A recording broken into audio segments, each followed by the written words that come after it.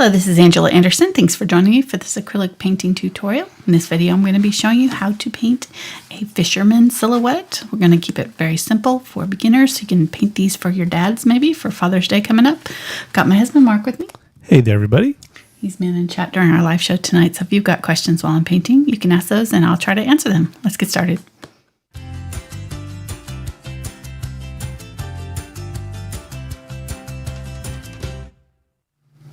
Alrighty, so hey guys, we are back from vacation. Ready to paint with you tonight. Yay, I think. No, for sure, it's good to be back. Yeah. I'm using a 9 by 12 inch canvas panel today. This is the Fredrix Pro series, Belgian linen canvas boards that I've been using in most of my videos. I really like them. They're kind of my favorite ones to use. They have a little bit of texture, but not too much. It's kind of just right. And a nice solid core so they don't warp or anything. I've coated it with a very light coat of yellow oxide. I thinned it with water and glazing medium to make it go on, very thinly. And I just used a paper towel to smooth it on. So, and then let that dry. And then I've transferred my design on here a little bit, but I'm going to have to do it again. So I'll show you how to do that. If you've ever wondered how to transfer, use a traceable or anything like that, we'll be doing that later on. Let's go over our colors really quick. I've got carbon black, burnt umber, burnt sienna, quinacridone burnt orange, Indian yellow hue. Nope, that's yellow oxide. This one's Indian yellow hue. Cadmium yellow light, ultramarine blue, and then this is unbleached titanium, titanium white, and zinc white. And this is my glazing liquid, the golden glazing liquid. Really, you're just going to need some sort of medium to thin out your paint a little bit to get some of those kind of fog effects. The zinc white will make that easier for us too. I've got a fluid zinc white and a fluid carbon black just to make the painting of the silhouette and our lines and the fog effects a little bit easier with the carbon black, the zinc white we'll use for the fog effects. All right, so we've got a lot of really fun techniques going on in tonight's show. I'm really excited about showing you how to do this, and it's not as hard as it looks. So I totally think it's beginner friendly. Let me go over our brushes. We've got, and thank you, by the way, to Fredrix, our canvas sponsor, for providing our canvas, and then Princeton provided our brushes. They're our brush sponsor, and they're awesome. We've got a number 2 Aspen for some of the larger background, just to kind of get on some of that, the major color areas. And then for some of the smaller blocking in, we're going to do a number 12 Bright and a number 6 Filbert in the Summit series. And then we've got for some of the foliage and for the fog, I've got a number 12 round blender and a 3/8 inch Deerfoot. Really, either one of these can work for the fog. This one will be better for the foliage, though, the Deerfoot. And then got my 1/4 inch and 3/8 inch blenders for the VelvetTouch for some of the fog also. So really, any of these 3 will probably work for what we're going to do for the foggy areas. If you don't have all of these brushes, just use what you've got that's similar. We're just going to wanting sort of a semi-soft, somewhat firm. I don't know. It's kind of like in between. It's hard. It's firmer than our regular brushes, like the Taklon synthetics that I use.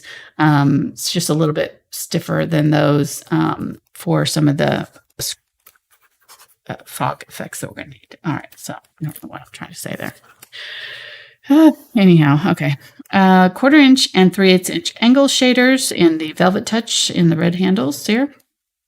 This is a number 3, a number 3/0 round, and then I've got a liner. You're going to just want a very, very thin liner. So whatever you have that's super fine is this will probably be the hardest part of the whole thing, is to do this fishing pole. You can do it with a pen though. So if you do not like to use liner brushes, don't feel like you can't do this project, you could totally get out your pen, use a ruler, and put it on with that, and you're good to go, as long as you've got a nice fine line and use a pen that is like a water-soluble pen.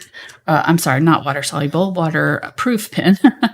like the Pigment Sakura, the ones that I have used before.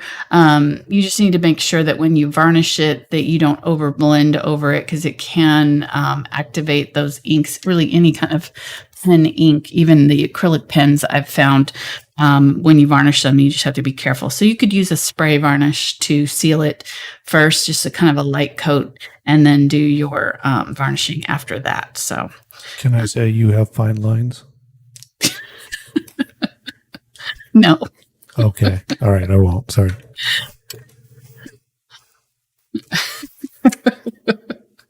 It's a good pickup line, though. I like that.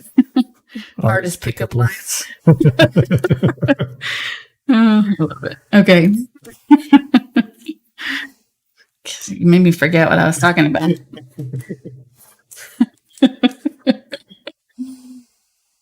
Okay, and then for later, you're going to want some sort of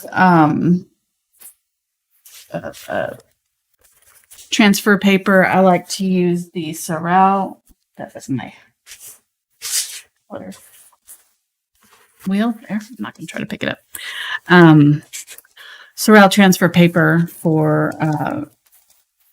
transferring our design on later, and some sort of a tool for that. Or you can use a chalk and draw it, but I find that it's easier to just draw it out on paper, or tracing paper of some sort, and then transfer the design onto the canvas and not draw it directly onto the canvas. Just easier to do. And that way, if you make a mistake, you can check the paper and you haven't messed up your canvas. So anyhow, okay.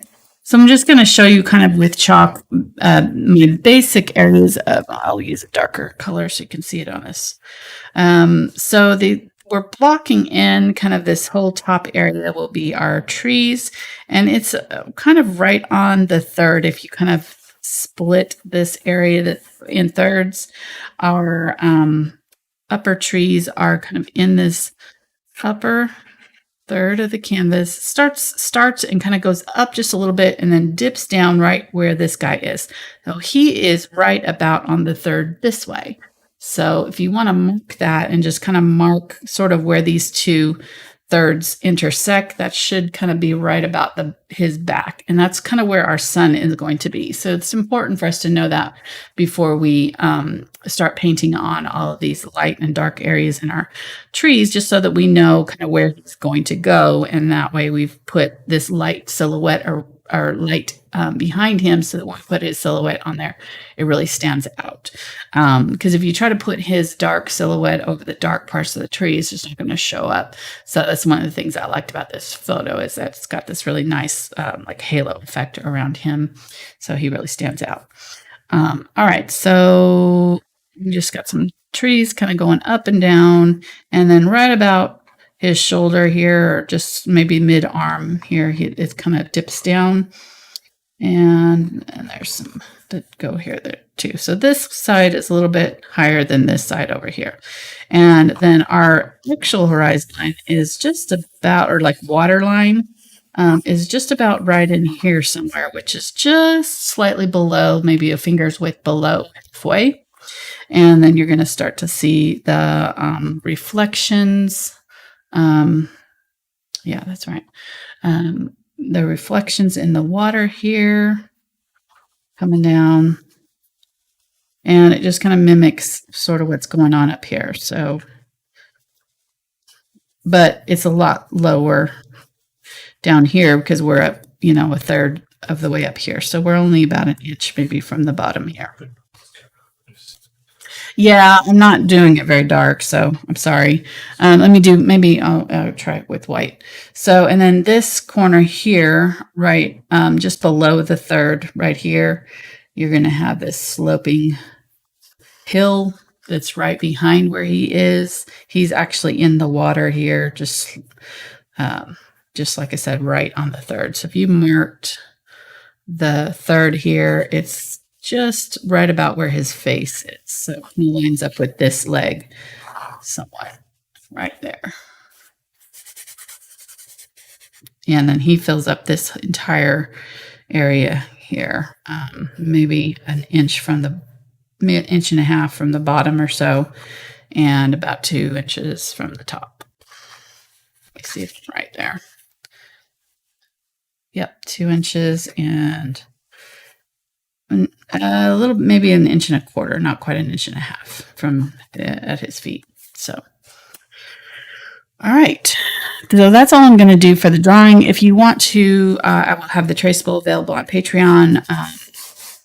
But you can really take any fishing silhouette, fisherman silhouette. There's a bunch of free ones online that I found, and just insert him in there if you don't want to pay for the traceable.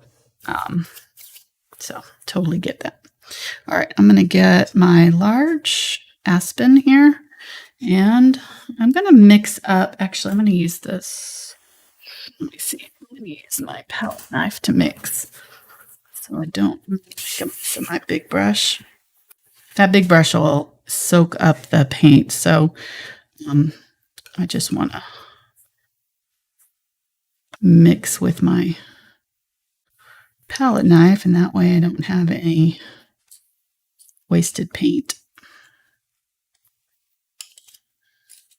If I know I'm going to be mixing a large area, or just, not going to be using a lot of, not using a large canvas, if I'm using a large canvas, then mixing it with the larger brush makes sense. But using a large brush on the smaller canvas, I'm going to waste a lot of paint if I mix with the large brush.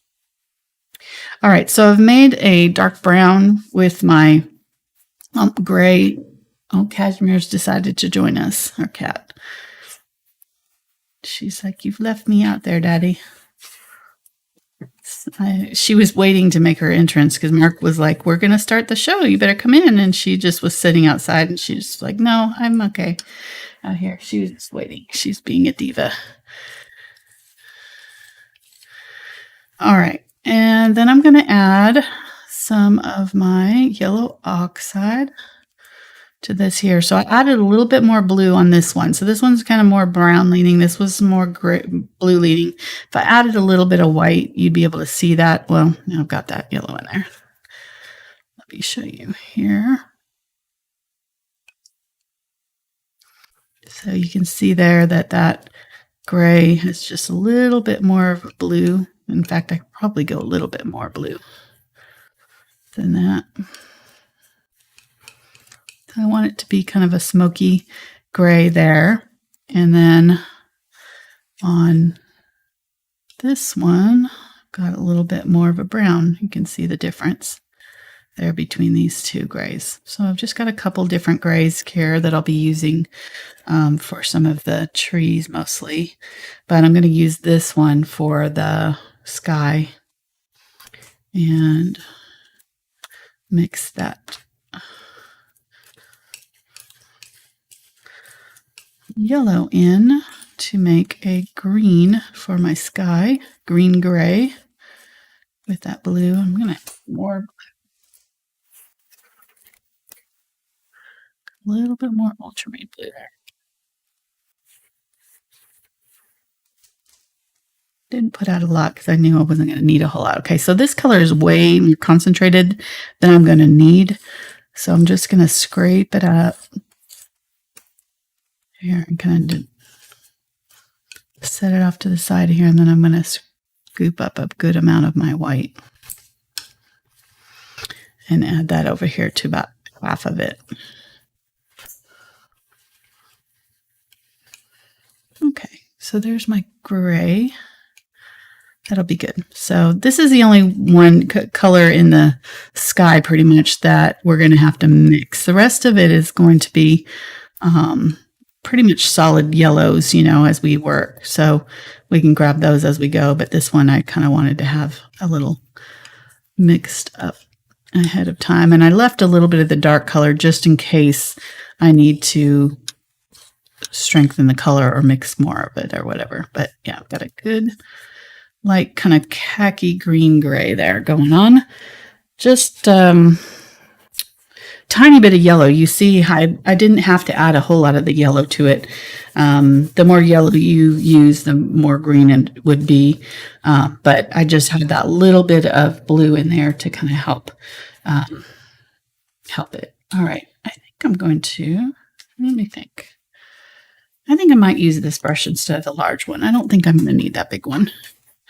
What were you saying, hon? Somebody wanted to know, could you explain if there's any benefits of having a glass palette? Yeah, I like it because I can work a little bit. Well, there's less waste. I can scrape up my paints and things with the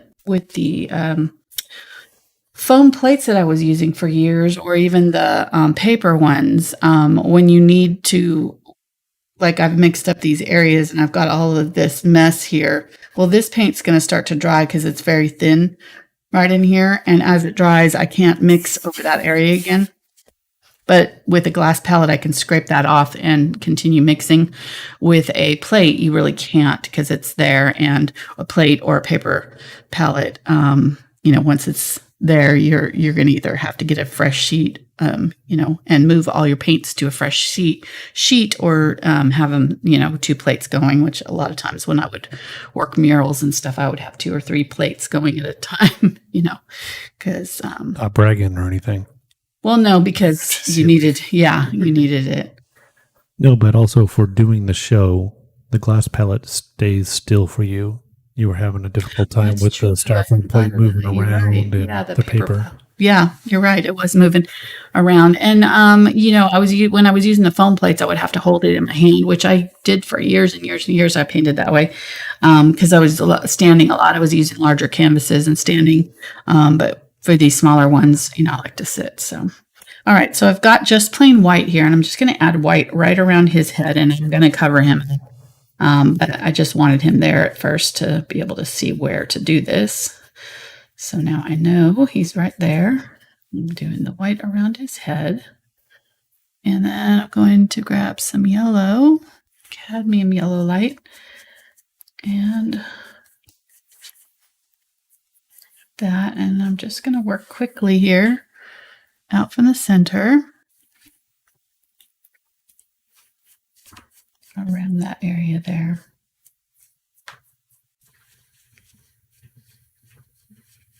And if you wanted to, you don't have to start with the yellow oxide background. You could start just by doing this, it's up to you. I think the yellow oxide background will kind of help us just have that tint of color underneath, but I am noticing, like right in here, that it's hard for this to cover it. So you may need a couple coats of this lighter color to get it on there. I'm going to get some Indian yellow now. So as I go out, I'm just going to get the darker and darker color, and I'm going to put this tree right here in kind of with this Indian yellow. It goes right here, and then there's one right here, and I'm just using the corner of this brush to put that in, down. Goes right up to him right there, and then out in the water here.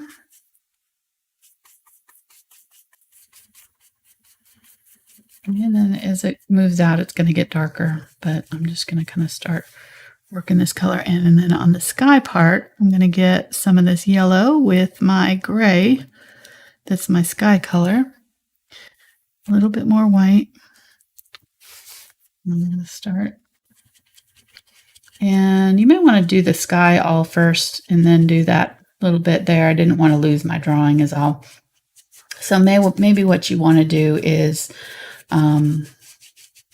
do the sky and then transfer on your trees and do them, and then transfer on your guy after you get the sky and the water done and the trees done. Then transfer on at the very end. Transfer on your Fisherman. I'm definitely gonna need way more white than I put out here. Cashmere, how you doing? She's just hanging out there by Mark. She's taking over a corner of his desk, laying out really nice and wide. Yeah, because her bed over there isn't adequate, apparently. Right, yeah. She's got a nice bed. But, well, you need her help. She's obviously knows that you need help. So At least she's not laying on my arm right now. that's true. That's true. Yeah, sometimes she needs to help you there too. All right, so Indian yellow and this gray from our mixture here. And I'm going to do this transition here, and I just need a lot of white so that it's bright. It stays bright right up here near this middle area. And it shouldn't be too different from the white, where this is a subtle color variation here. On this side, it's got a little bit of reddish in it. So I'm going to get a little bit of red. And if this is like stressing you out and you're just like, I can't do all of these colors, just pick a color. Just do maybe yellow sky or something like that. And just do that with white. And so start with white, and you don't have to worry about doing all these other colors here, because it is a little bit tricky here to do, go from the white to yellow to gray all in this little area here. So I totally think that and this is still a little bit wet, so I'm not wanting to mess with it, but you can see there's just a tint of this reddish color over there. I get a little bit of that tree color on here again. Do that in here. That was all up in here.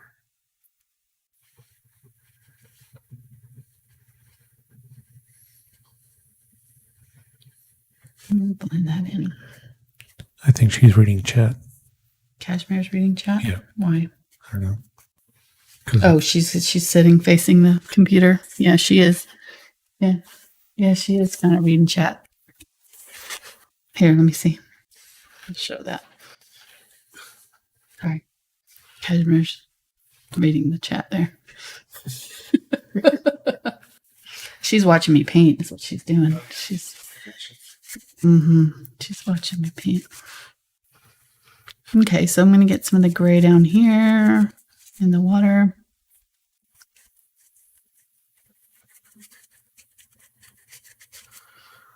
And then move towards this yellow color. And then more of the light color right by his legs here.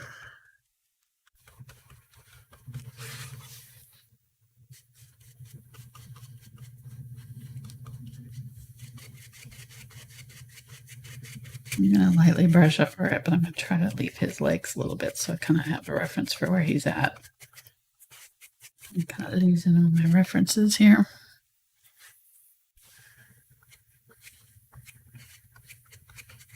Okay, so this area right here by his hip has got a little light, and then on this side of him, it's not quite as light.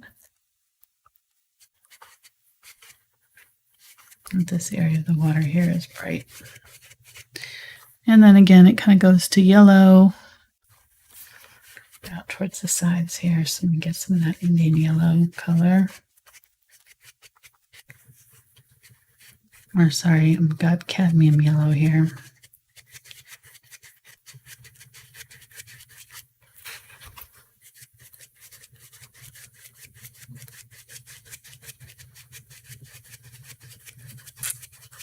And I'm just working the wet areas. So I'm letting this dry so that I can come back in. So I'm just kind of working down here until this gets dry so I can give it a second coat and then finish the sky, because I'm just noticing that this is way too dark there. So I'm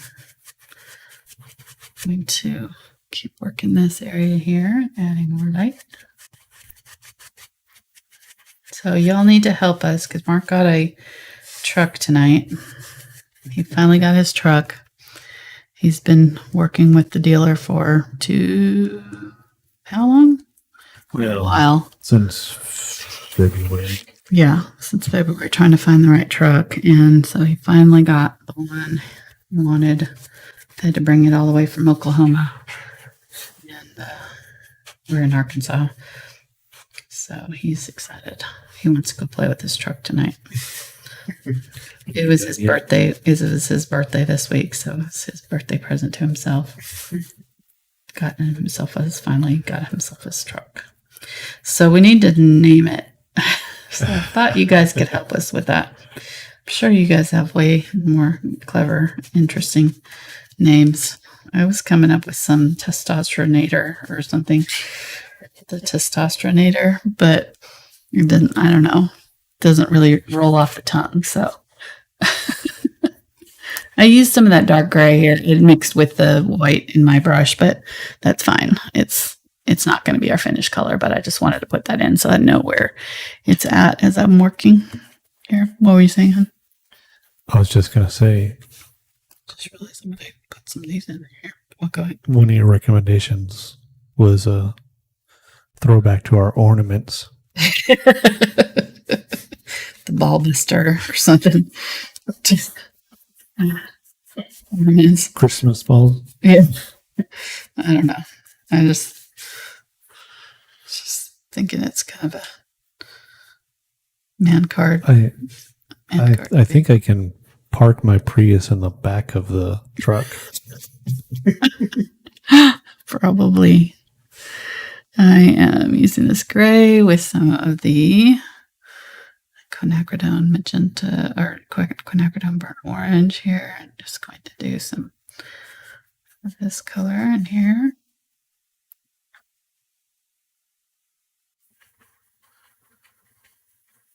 Okay, people are saying tank. Oh, yeah. Durr. Yeah, that makes sense. I don't know. Oh, well. Yeah. That's why I knew you guys would be able to come up with something better than that. I'm not good at naming things. Except our boys. Except our kids, yeah. Maybe. All right. So using this color, so I've added some gray, and then I'm using some more of this. I could even use burnt sienna here with my Indian yellow, mixing those two together. So anywhere where you've got two colors that are meeting, you're going to want to add the next color over, or that color, and make a blend of the two. So I've got this gray here, and the color that I was using here was Indian yellow. So I'm going to mix that into this so that I get an intermediate color. And I'm going to use that on here. And you see what's happening right there? I waited too long while I was talking and it started to dry. So that under layer here was starting to dry. So just keep that in mind when you're working, that you're going to have to, that's why I didn't mess with this up here. Going to have to work fairly fast and just leave these areas. Once they start to dry, don't try to fix them. Just let them dry completely. We'll go back in and add more to it. We'll fix it later. But for now, we're just going to have to leave it be. Otherwise, we will lift off all of that work that we've just done on it. Okay, so to bring this dark color up to the guy. Silhouette right here.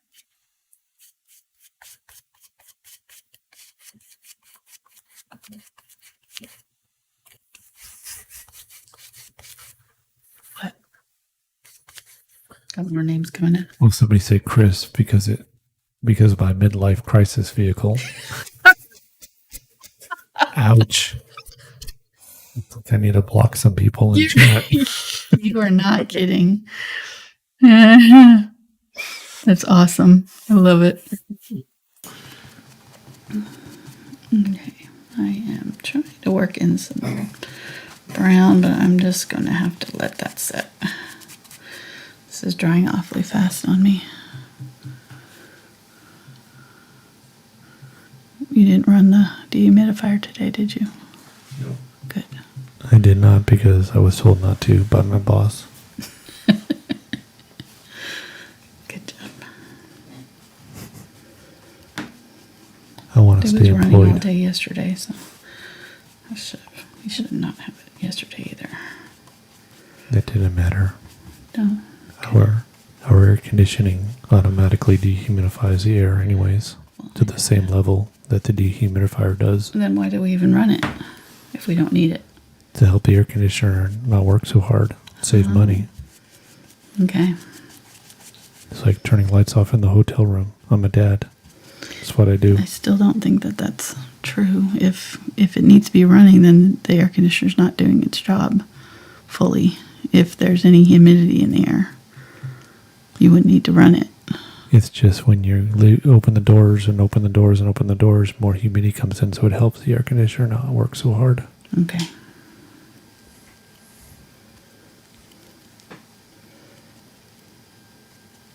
All right, so yellow there.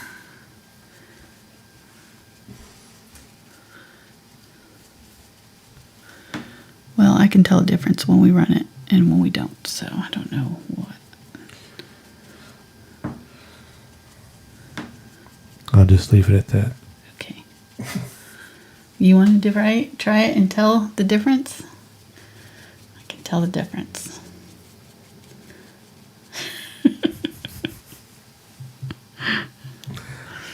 I'm just saying I'll show you all the water that's outside from the air conditioner when we don't run it versus when we do.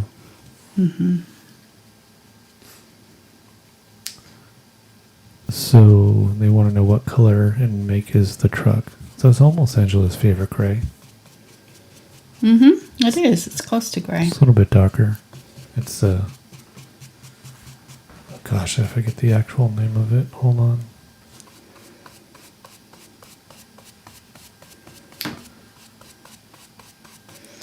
All right, so adding this yellow, Indian yellow over here. This area is not fully blended, but we're going to add our fog on top here. So we're really kind of doing darker than what we're going to end up with because we're going to be adding other colors on top. So grabbing some of this burnt orange color that we mixed up over here. I'm going to use that on these trees over here. And just kind of using the edge of the brush. So of course, we're going to kind of resolve this area, but I'm going to use this, I'm just using this larger brush because it's just going to do this larger areas for me. So I'm not going all the way to the entire outline. I'm just kind of doing the middle part of these trees so that I have room to add some more color when I do those. If that makes sense.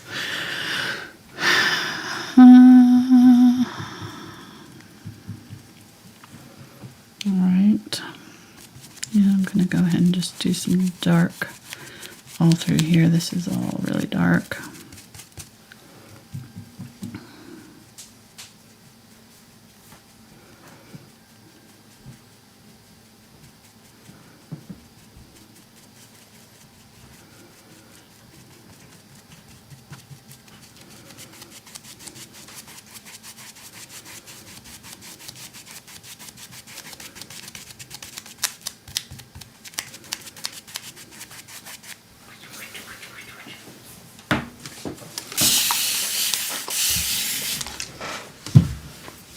And that's coming along over there pretty quick. Yeah, it comes together pretty quick. These are not too bad. Okay, so let's go ahead and now we kind of have sort of a general idea of where our trees are. This is dry completely, so I can start working on that again. I'm going to do another coat here because that yellow oxide was kind of bright. You can see how dark that ended up being. So I want it really bright right there around his head. And then I'm going to use some of that yellow, this cadmium yellow light, and go around the outside.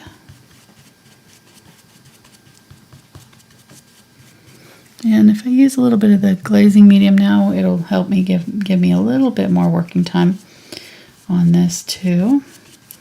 Kind of depends on the sort of the type of paint you're using too, because some paints give you a little bit extra time to work them, and heavy body acrylics are a little bit more. So I'll put down the heavy paint, and I'm just going to kind of brush it side to side in there to add my, see how that did?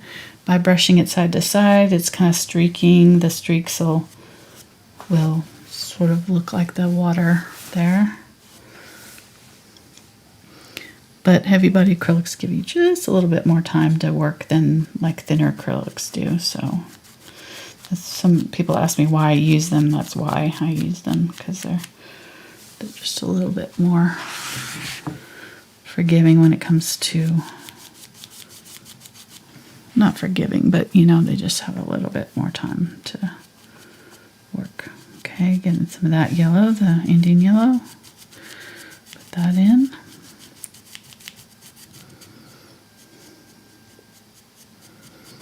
Using this brush side to side here, just keeping it horizontal so I'm getting lines in my paint.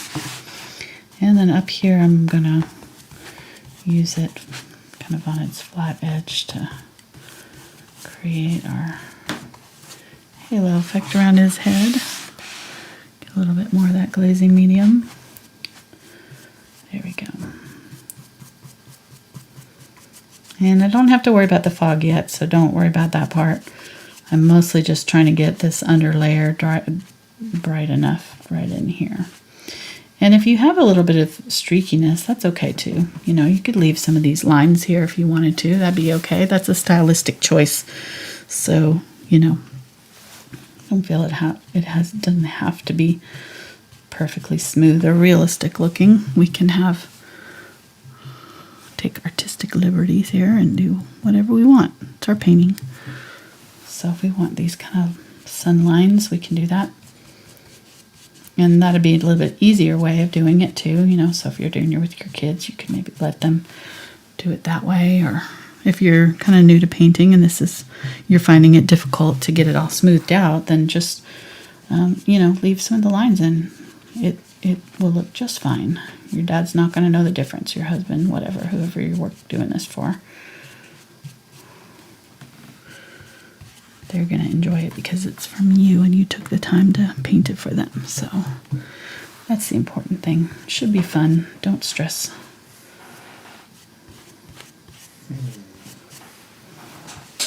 Well, now I know what I'm getting you for Show you Christmas. some techniques. What? I'm going to get you a painting I made. Good. I'd love it. We painted with Liam. He was so fun. Yes. We went to see our grandbaby for our little mini vacation. We only were there for really two full days and 2 half days, or not even half, 2 quarter days. Anyhow, I brought my watercolors and we painted with him. He was asking for more. It was really cute. He's learned sign language. He's only 18 months old, so he doesn't, you know, he can't really communicate verbally. So Courtney's taught him some signs.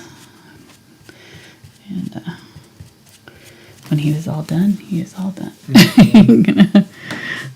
And when he wanted to paint some, you know, we came the second day, and I was like, Liam, you want to paint some more? Because Courtney had said he'd been wanting to paint, and after we left in the evening, and he was like, yep, more paint. It's like, it's a boy after my own heart there. He already had my heart, but, you know, it's nice to share that. So he lasted about, what would you say, 2 minutes before he started hammering on, like getting a little rough with it. So they were very, very short painting sessions. Yeah. When inspiration hits you, you got to move quick. You got to move quick. You got to prepare ahead of time. Mm-hmm. So you have to have everything kind of laid out where they can't get to it and ready to go, and then hand him the brush and let him do his thing, and then take everything away really quick before it goes south. Been there, done that. Yeah. So it was great. Yeah, because they like Jordan Actually, and where's I can show you the one he did. And Liam were like, "Are you okay, Mom?" All that, and she's like, "I've done this with many kids before. I know what I'm doing." I know what I'm doing. Yeah, we've painted multiple times with kiddos. So it's super fun, but it can be, you know, it's stressful if you don't know what to expect, I guess. You know, if you're kind of like, expecting them to sit down and act like an adult, and paint, very calmly for an hour. That's not going to happen. In no world, at least I've never found a child of 1 or 2 to do that ever. I usually, in my kids' classes, I started at 6, and that was my starting age, because if they can sit in kindergarten and sit through, lessons in kindergarten, they can usually sit through a painting lesson. But if it's not fair for me, for the other kids, if I've got old, because I had older kids in the class too, I didn't have it limited, to a certain age. So it's not fair to those kids if I'm constantly having to babysit, so anyhow, I don't know why I got to talking about that. I'm adding some of this gray. So I grabbed some of that gray that we made for the sky, remember? And added my yellow to it. I've got all these different colors here going on. So I'm just adding some white and just trying to kind of get a good blend between this. I added a little bit of that reddish color over here too. Some of that burnt orange. I'm going to add a little bit more up here. Now this color is starting to get dry over here, so I can't, right there, that was actually probably too dry to try to add more color right there. So I'm just going to have to let that set. And the sky is not completely smooth, so if you want that, we can keep working it. I may have to have you dry that on real quick for me, just to make it easier to do it. I'll drive around the neighborhood. Mark's gonna hold it out the truck and drive. Yeah, sounds like a plan. All right, while he's doing that, I'm gonna clean all this up because this is gonna start to dry on me. So it's just a fresh working area here.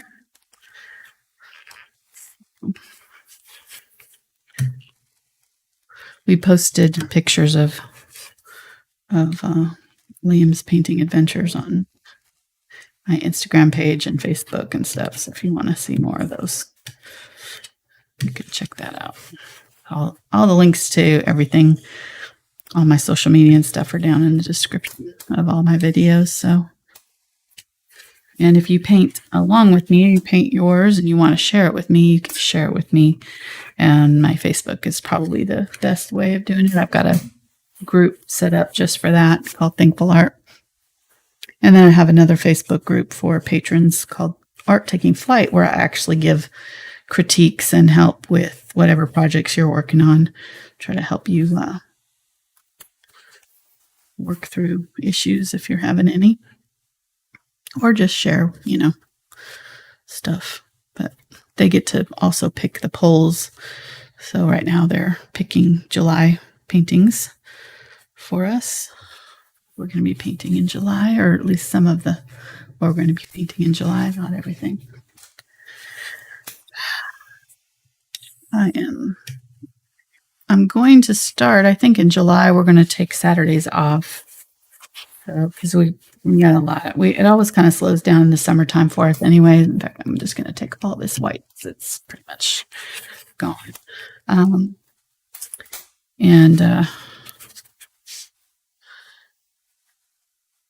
So we're going to try to give ourselves the weekends off. I've never done it that way before. I've always, I usually, this time of year, I usually take one day a week off of my schedule just for a month or two. And thank you. Yeah, that's good. Sure. You guys read in your chair? No, she took your chair while you were gone. Tomorrow. Anyhow, so we're going to try Saturdays. We'll see how it goes.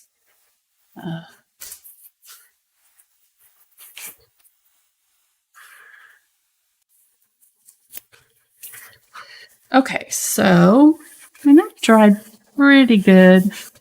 But I think I could use one more coat, and I think I will use this larger brush now because it'll give me a little bit longer. It'll cover a bigger area. So I'm going to grab some of that gray, some glazy medium, and my white. So it's not that as dark as I had it, well, this is about the right color. It's pretty close to the right color here. I'm going to grab a little bit of the red. That is not really red. It's our burnt orange. So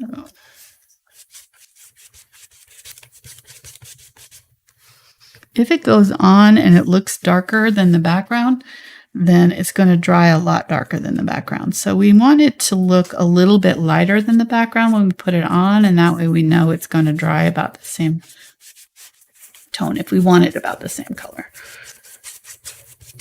We got a question here. Okay.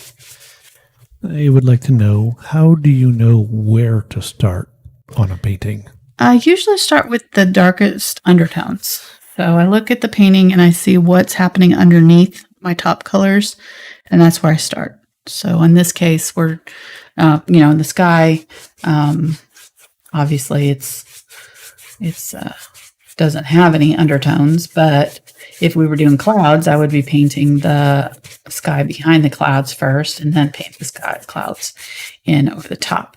And in this case, we're painting and we also want to paint from the back forward. So we're painting all of this background sky first, and then we'll be having the trees and everything in front. So background, back to front. That's kind of the order. You're always wanting to add new layers on top of what's underneath in your photograph. Right, so you're giving the layers for depth. Right.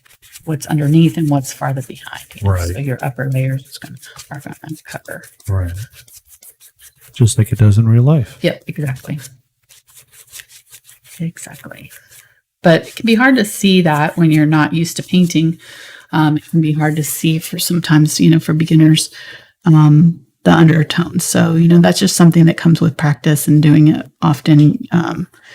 You'll start to kind of develop a sense for what colors you're seeing that are underneath. You can also use things like a value finder.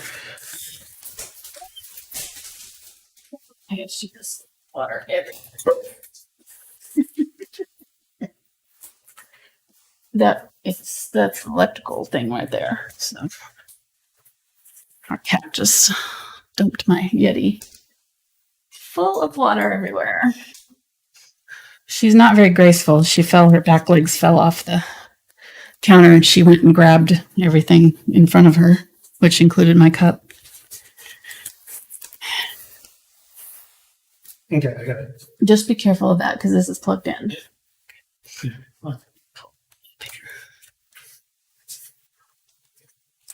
Okay. Thank you. That needs to be dried off too. It's literally right under my feet, so I'm just having to clean it up real quick. Okay, so I need to get this on here. I'm going to get my white. Do that one more time. Right in there. And I can see that this is starting to dry over here. Got interrupted. So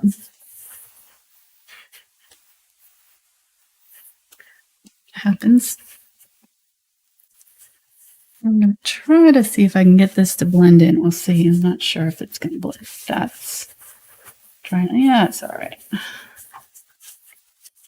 Okay.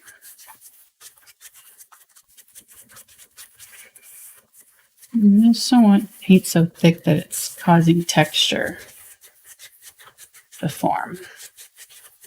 I like to paint flat because I like to layer. And when you're layering, you don't want a lot of texture underneath.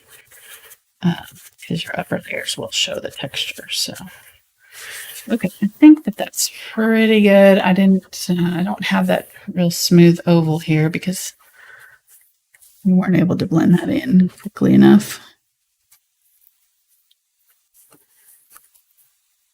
We've got a little bit more glazing medium here. Let me see if I can get. This is, I don't know, it's sticky. I'm going to try to go very thin, very light over this. Yeah, she got it good. It was full. My whole 32-ounce Yeti was completely full of water. Towser just to get just settle between. Thank you. Yeah, it just mainly didn't want it on the wood underneath. Oh, you've got it underneath. Okay, I see. All right, getting some of the color that we had in our sky. That was fun. Not. Sorry about that. The joy of painting live.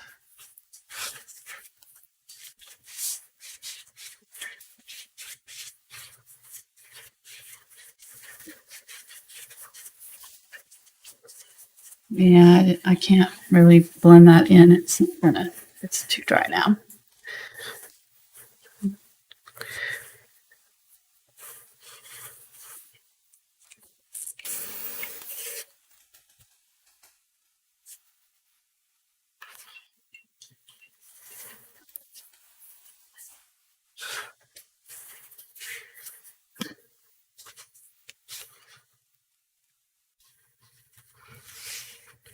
Okay, let me see. This is dry, so let me see if I can try to get that same color close to. It's a little bit more yellow, but I don't think that's going to matter because this is thinned out with a little bit of glazing medium. It's just trying to get. Mainly, I'm worried about right there because it was kind of obvious where that happened right there. Okay, I think that's going to be good enough. We'll see.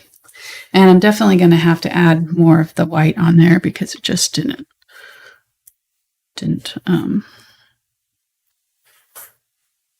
stay white right there, and it's too thick to touch, so we'll just have to leave it.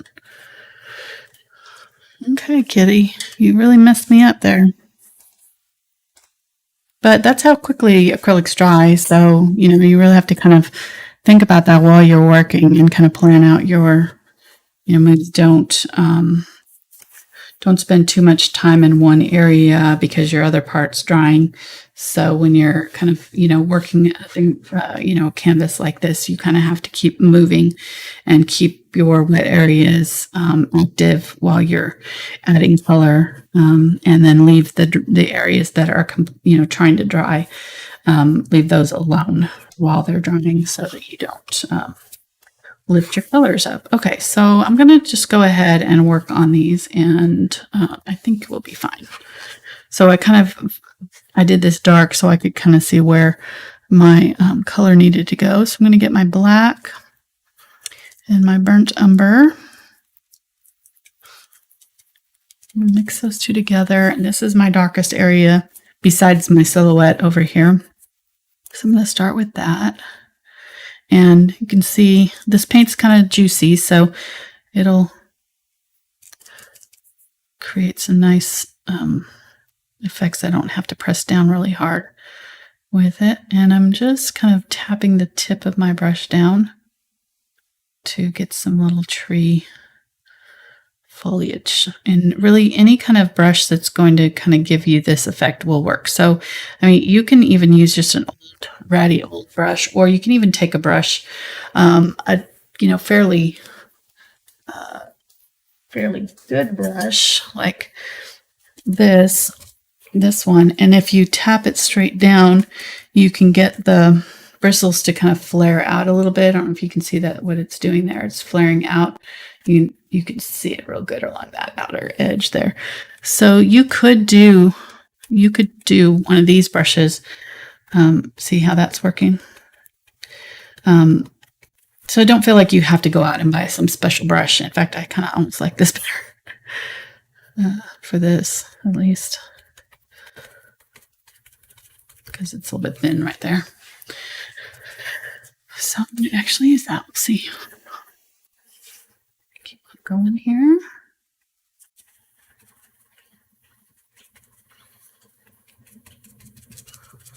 And the main thing you want to do is just make sure that you've got some of our sky area kind of peeking through. Okay, as we get closer to here, I'm going to grab some burnt sienna. I'm going to start adding that in.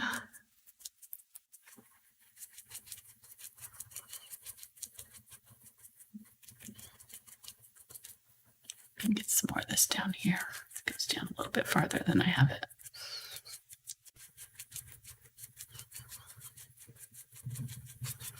And then there's fog on the water here, but I'm going to go ahead and just bring my dark color down over that area. So we'll put the fog on top.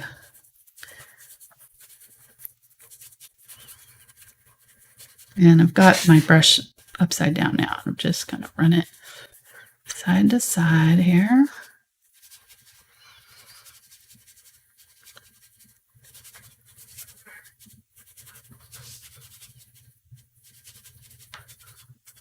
Try to mimic sort of the color, the shapes that I'm seeing up there too. They're not in the exact same spots, but somewhat close.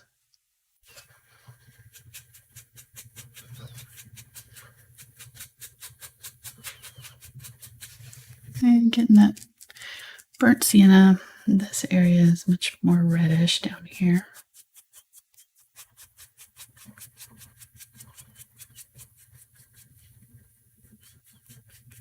And I'm going to use a different brush for this. I'm really just blocking in the colors here, so I don't want to do my detail yet in my water with this brush. This is not the one we want to use for that. Okay, starting to get lighter. Still fairly dark in here though. So I want to go, I need to get more traceable now. I'm going to just see where he's at. Okay, so I want to bring my dark up. You can see where I did it in my traceable. I want to bring my dark all the way up to right in here.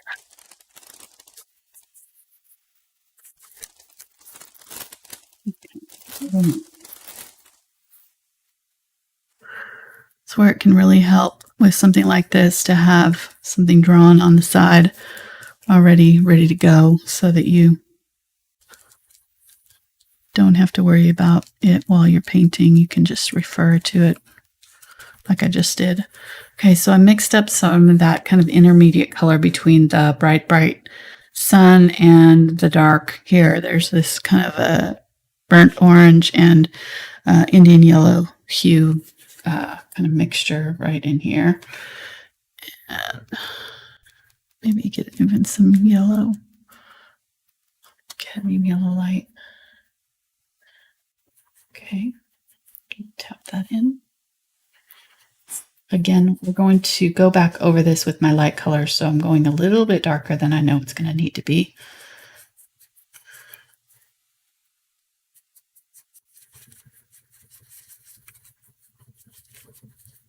Just trying to get that sunlight effect right here.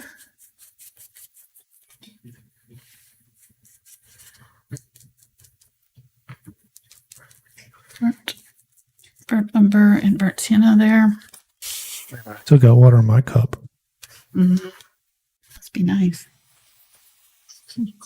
Thanks. I noticed that you didn't go and refill my water.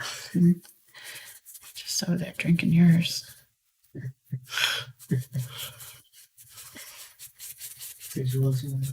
No, I'm good.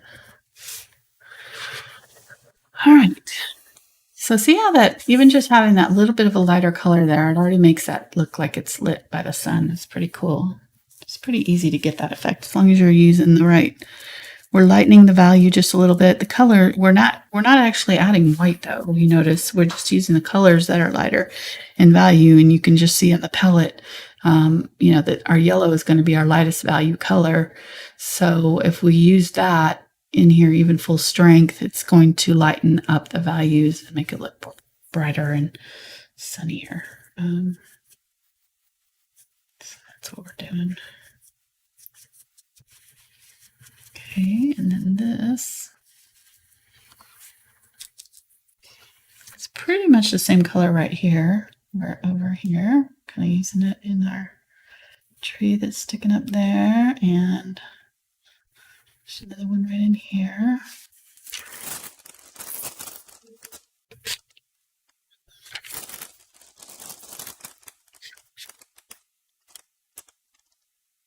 Okay, I got those off a little bit. That's all right. Right here. Gonna get more yellow. Must be okay.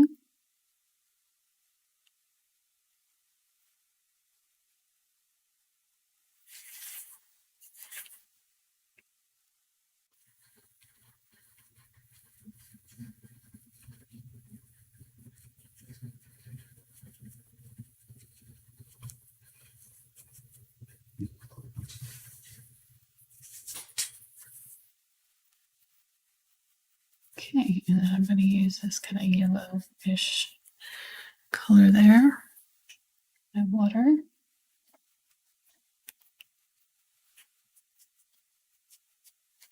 There. All right, let's use it over here too. I'm going to use the same yellowish color. Yeah, brown on my brush there.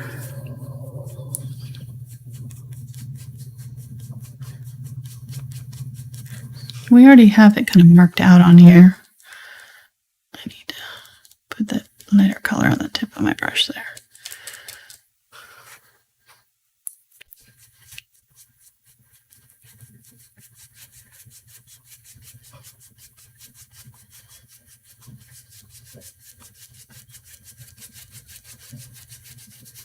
Okay, and then my orangey red, Indian yellow, red. So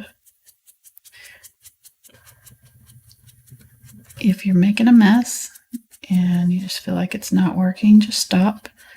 Kind of maybe go get a snack, come back to it and look at it again with fresh eyes. Sometimes you'll be able to see kind of things that you may want to change. So there's a tree right up in for this. I'm going to put that down first and then put my tree in. There's my yellowish tree right here. I'm going to get more of that yellow. Go up from there and do that right here. And it's about even with this one. So bring it all the way up there.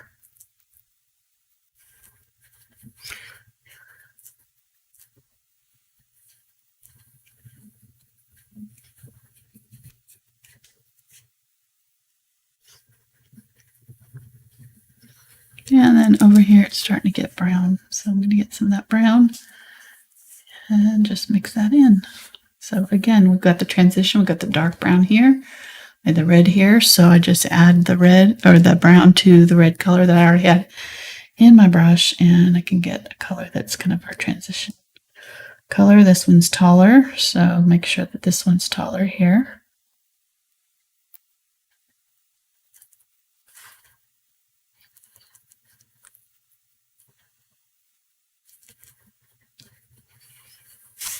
Here's a brush right here.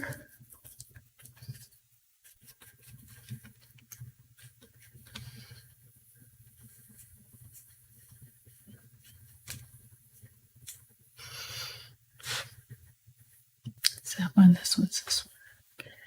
I think here.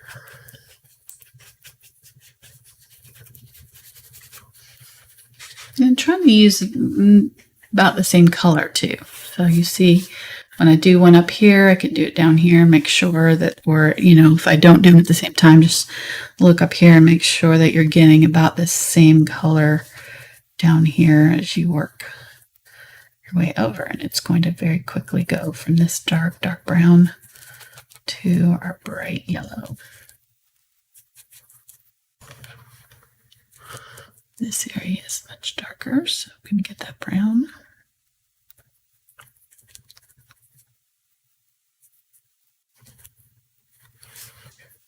Get in like that. And then if I want to have it specked up right there, I'm going to kind of try to speck it up right here. And I'm going to move this over just a little bit because I kind of got my reflection over just a little bit. All right, so pretty happy with that. So let's start. I'm going to get my 3/8 inch angle brush here. And I'm going to mix up some more of my, and I want to make sure, see, I made a lot of that sky color because I knew that I might need it later. So I'm going to need it down here in the water. So make sure you make up a little bit extra of that color so that you can use it later for this part. And just keep it moist by spraying it with water. That is one thing about we just did a, before vacation, our last video before vacation was a gouache and acrylic hummingbird. And that was one thing that was nice about the gouache is that you didn't have to keep your paints wet because you can reactivate them. You can't do that with acrylics, but it's kind of interesting. So if you've ever wondered about gouache or even don't even know what it is or like what is she talking about, check out that video because it was a lot of fun working with a different medium. It's very different, but in a lot of ways it was similar, so it wasn't too different that I felt like I couldn't figure it out,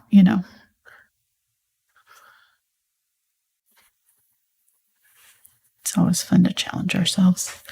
But if you've already a brand new beginner, you may not want to start on a new medium right yet. Another new thing. Yeah, I wouldn't do that until you're ready to, you've already kind of gotten comfortable with acrylics and then kind of maybe try something new. Going between mediums can be kind of tricky. So it's tricky for me, and I've been painting for 30 years. So if you know what to expect from the mediums, it's not too bad. Okay, so I mixed up a little bit darker. I might need to darken up my sky just a little bit in this corner, but we'll see. I'm going to add a little bit of glazing medium because I got a lot of water going on here and I don't want it to kind of underbind my paint. So I think a little bit of that and just kind of blurring out the silhouette of these trees, both these thin lines.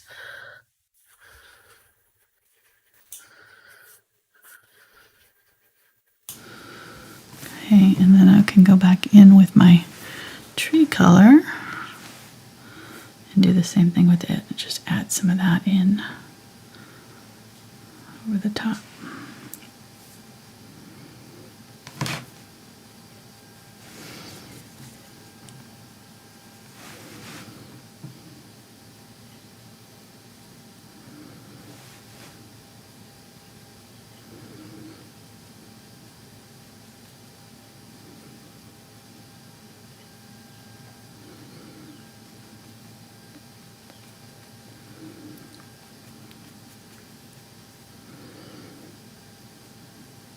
So again, kind of trying to match the color. These lighter colors kind of come up a little bit higher though. There's some reflections on the water. So it kind of lightens these colors just a little bit.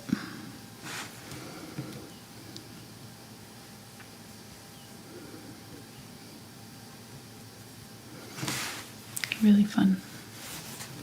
Okay, you can get as complicated as you want with this, but I'm not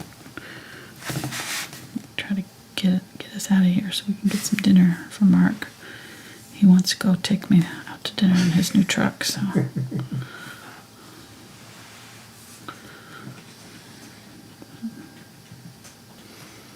Picking up his babe, taking her for a ride in his truck. Does it have a center console so you can put your hand over my neck and kind of drive with one hand with your hand like in a headlock? No? Oh man. I'm not going to get the full effect then. We use the little bit of lighter color here and paint some ripples in this water here and just kind of do little U strokes almost, through the water right there. Yeah, no bench seating. I'm sorry. You can't get the full effect of the truck, I guess. I mean, I don't want to offend anybody, but just let you know it does get several country music stations. Oh. I will not be riding in it with country music on. Sorry. So please subscribe, like, follow Angela on the social media. Especially if you're a country music fan. We love all the music fans. Okay. We love you all. Even if you have bad taste in music. I'm just going to say that. That's my disclaimer right there.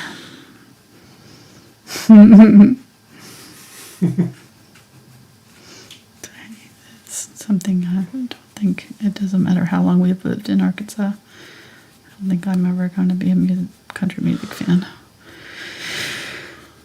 Oh. It might have to be something you grew up with, maybe. I don't know.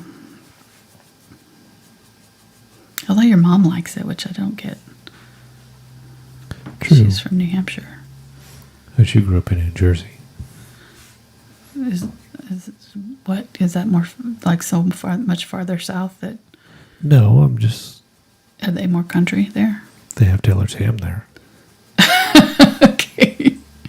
I'm just saying.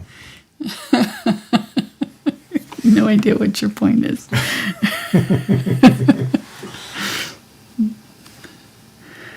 All right, getting some of that. So I'm using that kind of gray down here. I'm noticing that this area in the water is a little bit more yellowed, but than it is in the picture. So I need to darken it up a little bit or brighten up my sky over here so that it matches. But I bring some of my gray over here. It's okay if it has some of this yellow because, of course, the ripples will pick up the sunlight, even all this way out here. It'll pick up some of that yellow color. I will recommend, though, that I did this one time, that, if you suggest to she who shall not be named to play country music, Don't. Then next time you have to play music, it suggests that kind of a station. You suggest that as a practical joke is what you're saying. Well, yeah, I mean, in some people's houses, it could be pop, it could be alternative rock, it could be something like that, but yeah. Like their least favorite music band or genre. It's a good April Fool's joke. If April Fool's wasn't around, or like a good practical joke, I guess. Well, that's only if they go and say, tell her to play music randomly like I do. It only works with people who do that. If you don't do that, then it wouldn't make a difference. You'd just be like sitting around waiting for them to do something they don't do. They're like, why don't you play some music? Okay. All these helpful tips you get here watching our channel. All right, so here we go. We're getting it. All right, so I noticed one thing here is like we've got this tree here that's way higher than this one, and I have this. So yeah, it needs to be way down here. So I just need to bring this down quite a bit more. Well, not a lot, a bit more. In the picture, it's not that far down. Right here it is. There. That's the angle there, so it needs to be the same angle there. So I either need to bring this up or this needs to come down.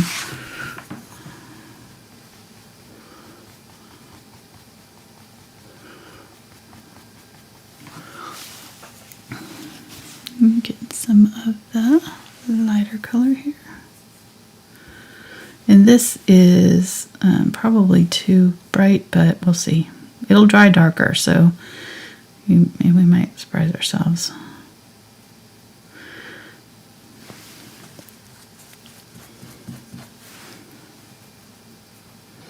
You can go back over it and just pull some of that color off by going back over with a dry brush. It'll kind of sop up some of the color like a sponge there. Okay, that worked.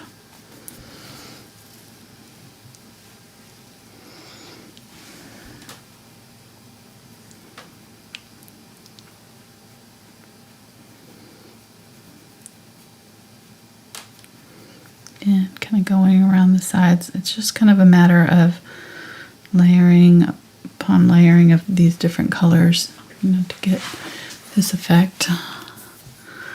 And we're still going to do the fog, so that's not... We're just kind of trying to get the water here first. We want to do everything in order. Fog will be our last thing to do. need some of this brighter orangey color for our trees that are more of that orange.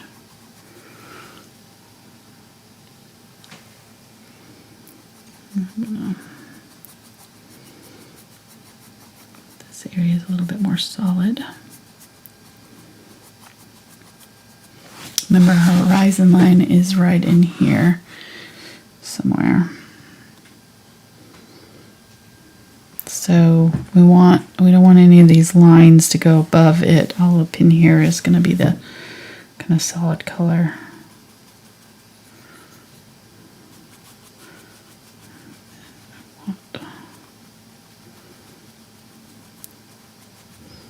My fog's going to start in there somewhere.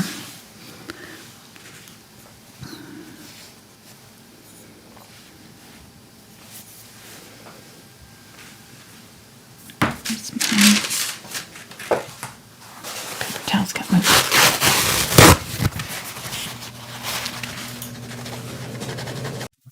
Just using that paper towel to kind of push that color back there. Got it a little too over. Okay, very good.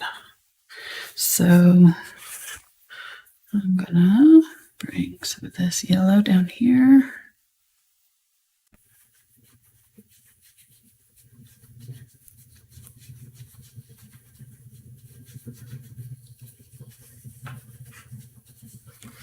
And then this is quite yellow down here. I'm trying to see if I missed. Yeah, that. Okay, I just totally put that tree in a weird place. That's funny. Okay.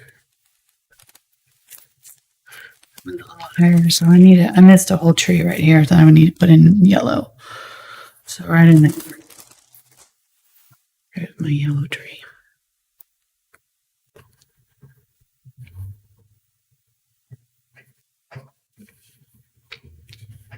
Okay, and then that's down here in the water. Same color. Bright yellow is about the same height as that one there, so.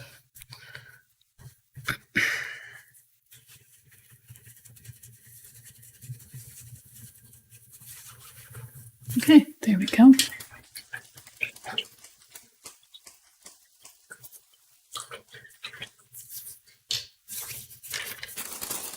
Let's go ahead and, well, let me see.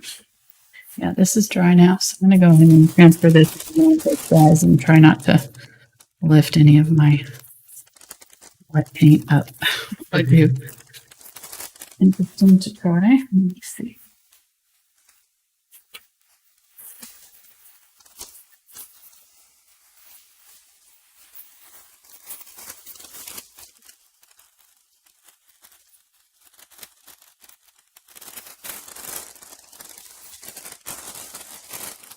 Just make sure that your background up here is completely dry before you do this part. Yeah, my trees are weird places, but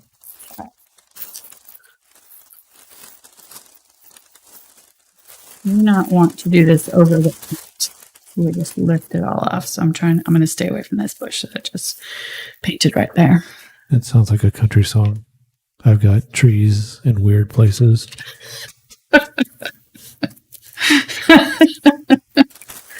What are you trying to say? Or maybe it was I got friends in low places. Yeah. Something like that. Love it. So you notice I'm going just inside my traced line here.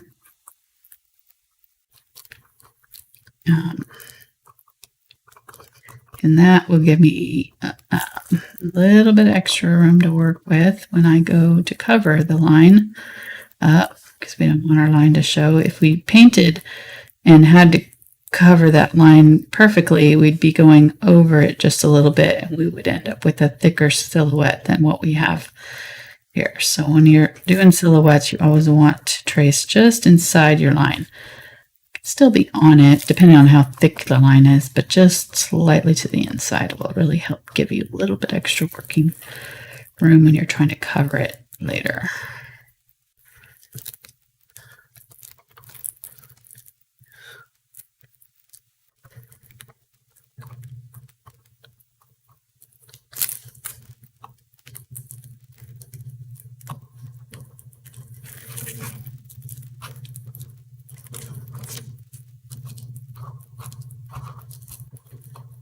So will you be painting with your Patreon friends on Thursday?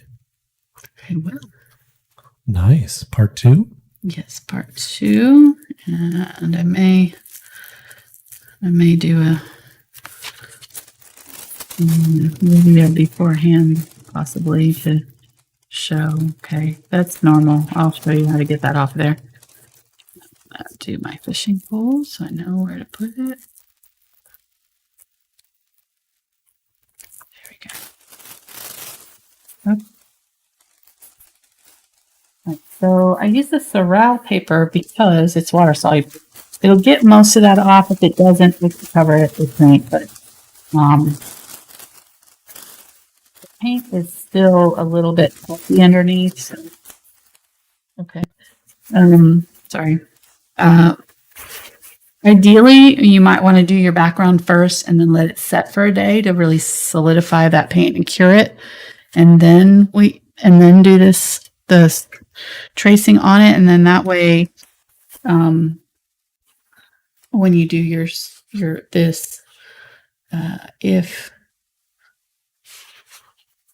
if you get any of the color on here, it'll come off really easily. The paint is not fully cured yet, and so if I press too hard, it'll just lift off the paint underneath too. We don't want that to happen. So, but I'm just using water on a towel here.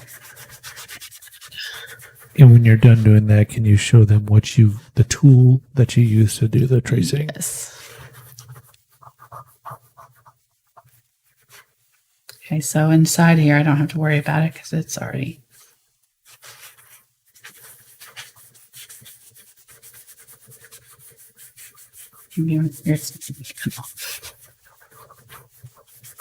Press it down too hard right there.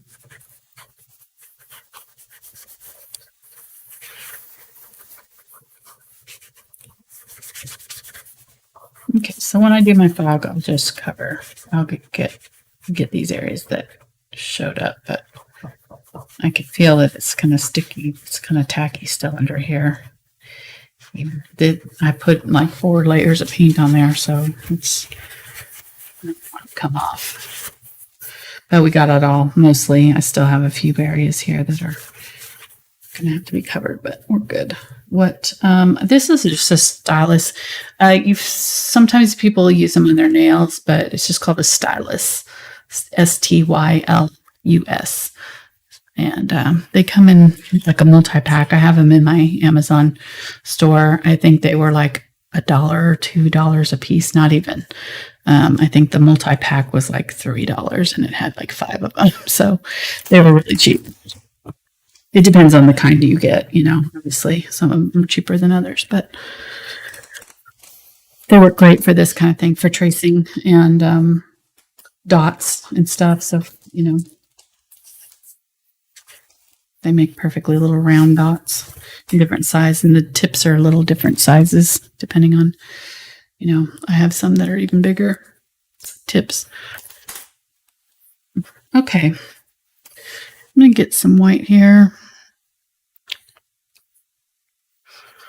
Yeah, actually, I'm going to switch to this brush. This is the 3/8" Willow's blender, and I'm going to get my a little titanium white. I'm going to get some zinc white too, and use it here. I'm going to water one more time. We're already at 1.5 hours. Gee. Well, we're almost done. So, I mean, the tracing or the silhouette of the guy is going to go real fast. So, once we get this done. Okay, so I'm going to do a little bit more of this white right by his head here. And put the color on where you want it brightest. So I'm going to put the color on real close to his face here, right over the top of the thing. You can still see it through, though, obviously. And then I'm going to brush out what's left just outside and kind of dry brush it. Just kind of add a little bit of that glow here. Okay, see that? And then I'm going to grab some of the yellow and a little bit of that zinc white. The titanium white. The zinc white is transparent, so it'll help with this. Get most of the extra off, so I've got not too much paint on here. I'm going to go just outside that line there. Add a little bit more of my yellow glow.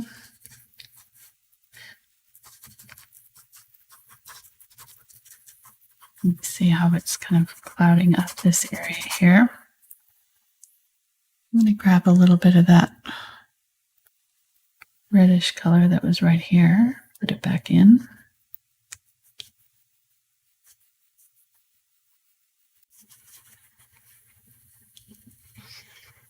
Get some of that zinc white.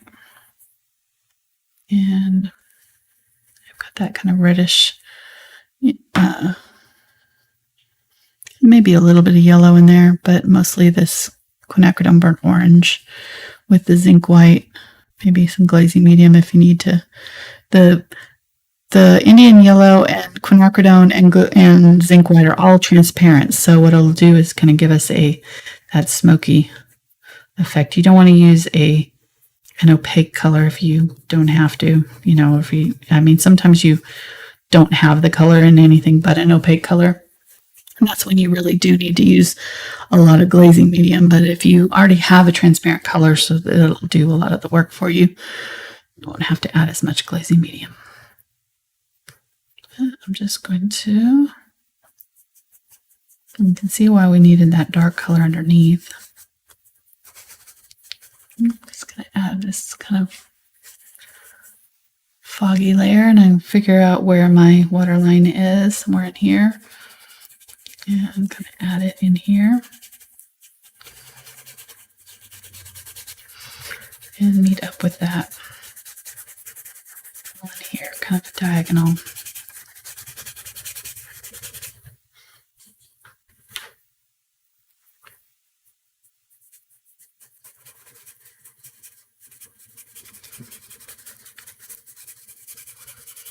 Don't use too much paint. I think that's what people, if you're struggling with this technique, I think you probably are using too much paint, because it's really, really little, very little paint. You should have to scrub it to get it off there. So if you have too much paint on there, it's just going to gum it up, and it's not going to give you the see-through-ish effect. So load your brush if you're mixing it, and then wipe it off.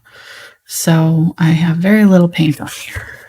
Just going to kind of very lightly dust it. Just start by kind of lightly testing it and see.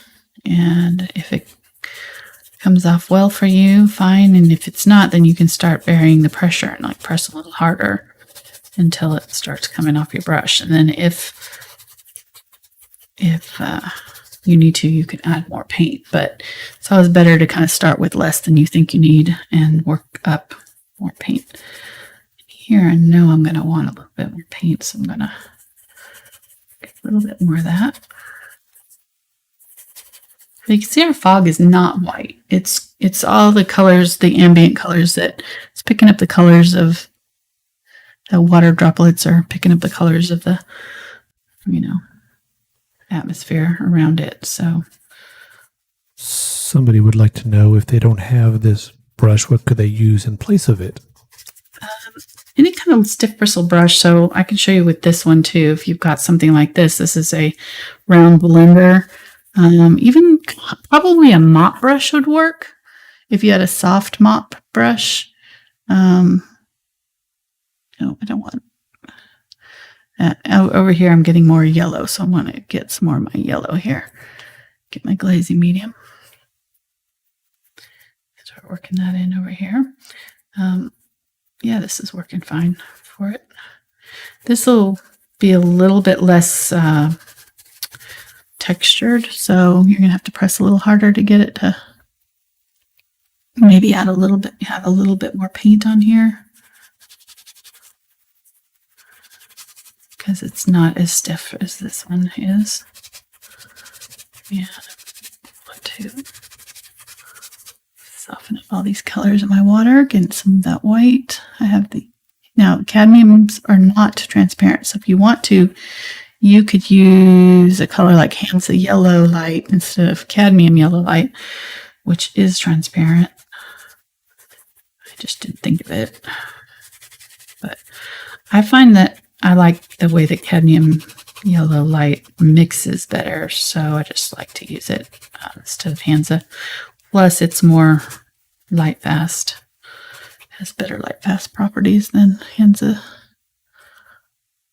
Okay, getting the brighter white now, because this area is more bright here, and I can go in a little bit more opaquely because I do want to cover that edge a little bit. So now this is kind of sticky right here, so I need to be careful right there. I'm going to get a little bit of glaze and wipe that brush out. And see how I had too much paint there? You can see how it was just kind of glopping up. So I need to wipe that off really well and then just kind of feather that out. I have another question. Okay. A person says they have a multimedia sketchbook. Okay. They don't have zinc white, but would a glazing media work? Yes. Yes. On the multimedia sketchbook, you will want to use more water as you're working. So you'll need a little bit more fluid paint in your brush. And you may end up having to, load it more often. Getting some Indian white here, or Indian yellow and the cadmium yellow here. There's a tree right in here. It's so light that you can barely see it. But I do want to put it in with the yellow and then go along the edge of this and add a little bit more detail to that. And then this kind of meets up with this trail of fog that was right here. So just going to add a little bit of yellow to that. Kind of lighten that up. Connect those two.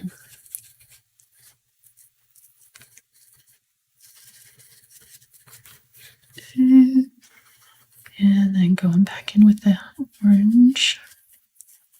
You don't have to get this right on the first try. You can layer and layer until you get it right. It's a nice thing about acrylics. Getting a little bit of that Indian yellow. There we go.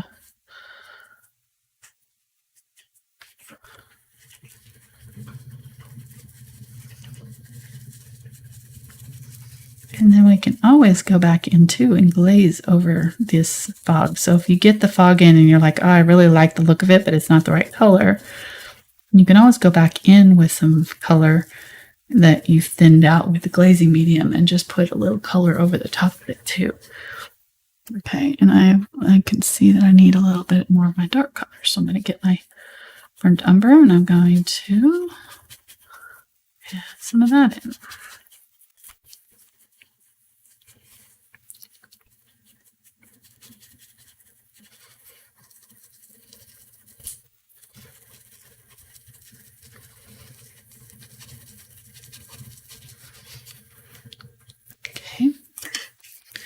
I'm going to go back to this brush. I feel like I have a little bit more control with it. And this was burnt umber and burnt. Seeing it in this area, in the dark areas. So I'm going to get that color. Put that back in.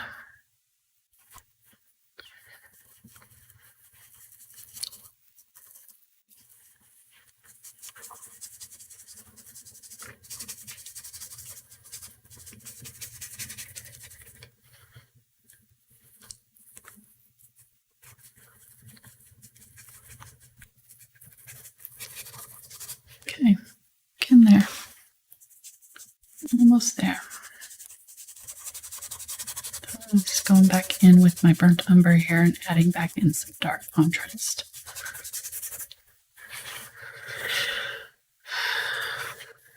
Here we go. Let me get a little bit of this red, and I'm out of my zinc white. Let me see if I got it on here. Yeah, there we go. Some zinc white.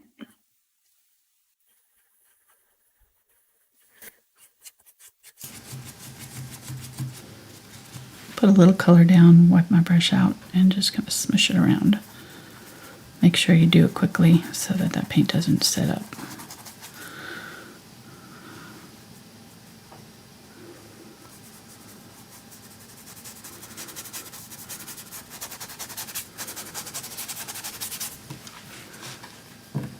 There you go.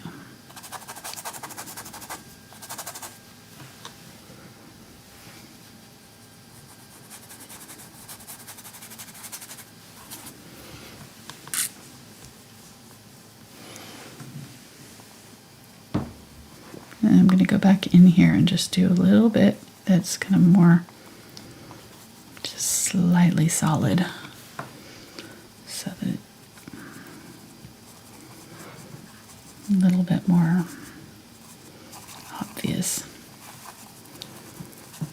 Okay. Get that Indian yellow and yellow, cadmium yellow. Go back over these trees.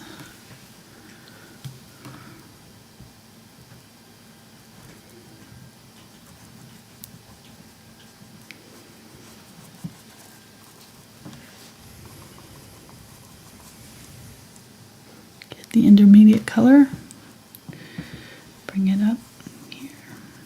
So I'm saving that kind of in-between color kind of for the very last here. So kind of that last little transition just to kind of touch up any areas that I'm seeing, and I'm going to get that glaze, and that will help me add this color. Smush it around in some of these areas.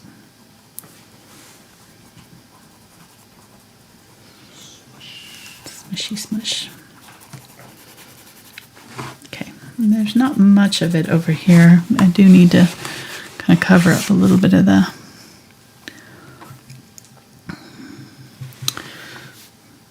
markings from the transfer paper though. So getting some opaque white there with my yellow.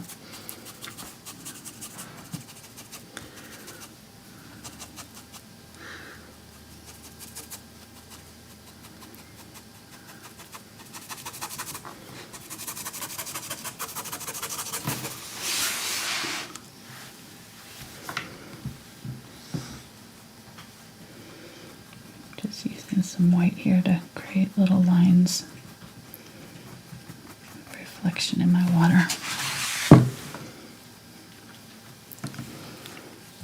And I got a little bit too much right here, so I'll just grab some glaze. Just going to push that around, see how that'll lift it off there.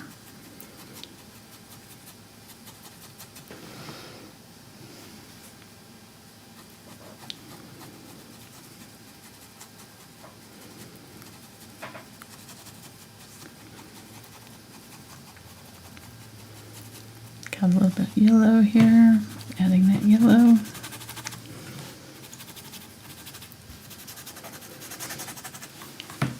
There is a little hint of this tree here and this water right here.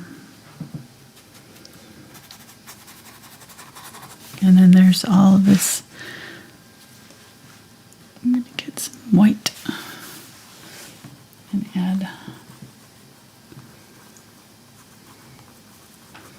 my fog over this area. It's coming over this way. Get more yellow.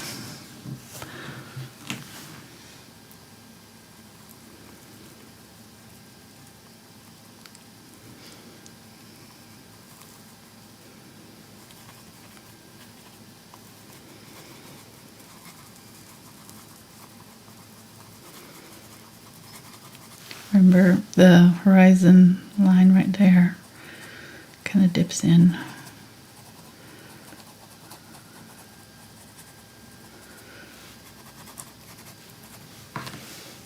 And I'm seeing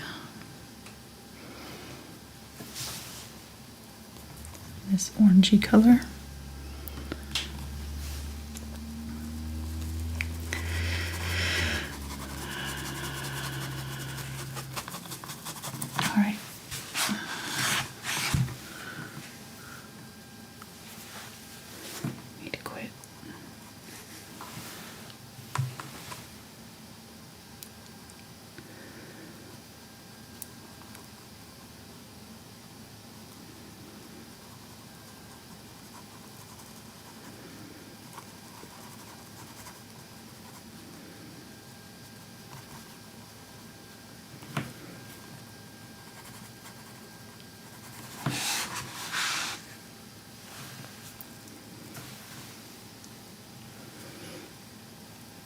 It's really just a matter of taste, you know, just kind of keep doing it until it looks right to you. And every now and then kind of stop and take a look at it, because you can kind of over-blend it too if you don't stop when, you know, at the right time. So I'm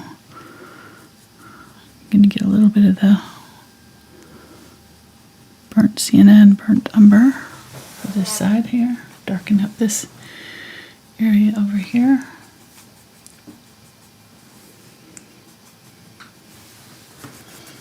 Wipe that off. I'm just going to push that color in a little bit.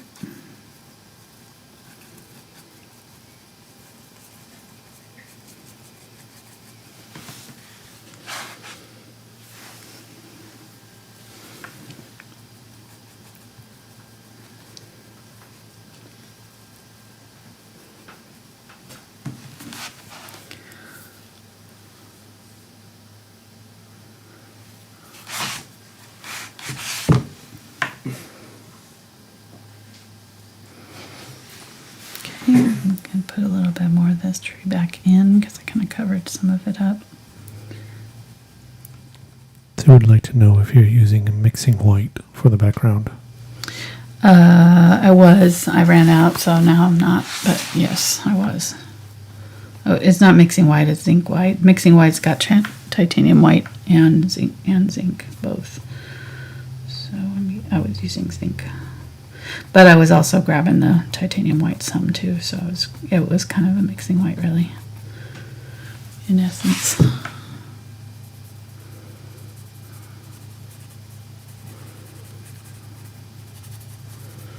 Okay, kind of dirtying up the water here a little bit with this color.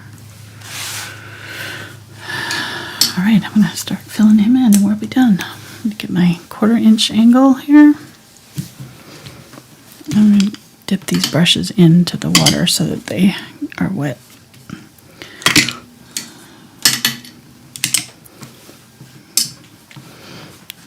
And if you need to, you can put out some fresh black. I'm using the fluid. Paints will be a little easier for the lines for sure. And I definitely need more ink because this got dry. Okay.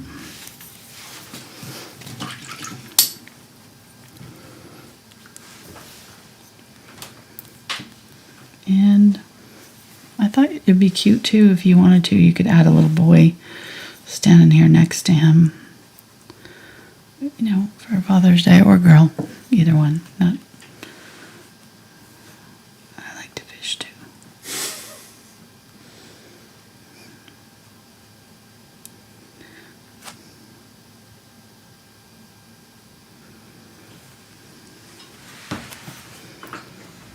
Okay, couple questions just popped up Okay. just before you started the black there. So Okay. They wanted to know, is that dry brush or glazing mixed? Or she said that she missed the palette action. So when you were doing the fog, I guess. The fog was done as a dry brush glaze, so it's transparent color that you're dry brushing on. So it's both. Kind of. This is the end. I think this is a fishing pole here. Can't tell. Yeah. Yes, it is. It is? Okay.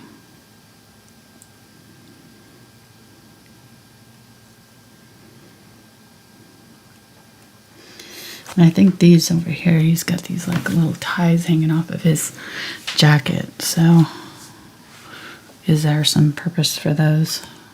Ties. Yeah, these little things hanging off right here.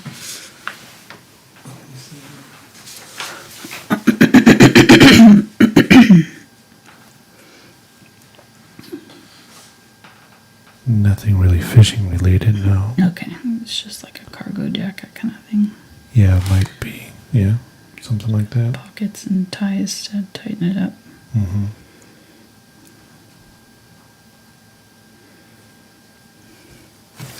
It's definitely got some pants bunched up here. Well, yeah, because His legs look he's got them tucked into his boots. right. So I'm sure if you don't want this look, you can find another fishing silhouette that's just a dude standing there, not in the water necessarily. Doesn't have to have these kind of boots and weird legs. You know, just saying, if it bothers you. Okay, let's fix it. And the silhouette goes down to underneath, so it's kind of part of the whole thing. So his feet and kind of in here, and then the silhouette continues down into the water.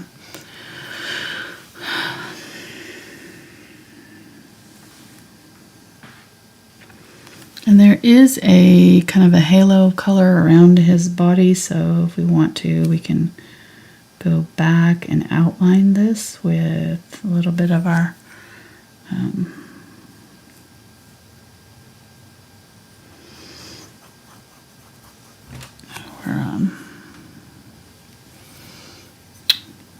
color, probably right in here, some of this golden bronzy color.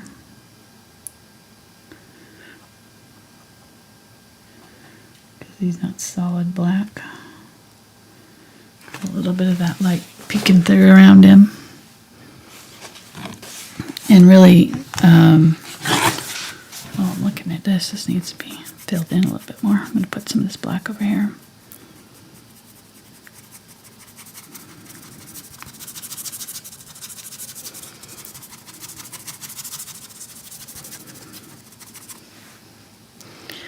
Get some of that burnt umber.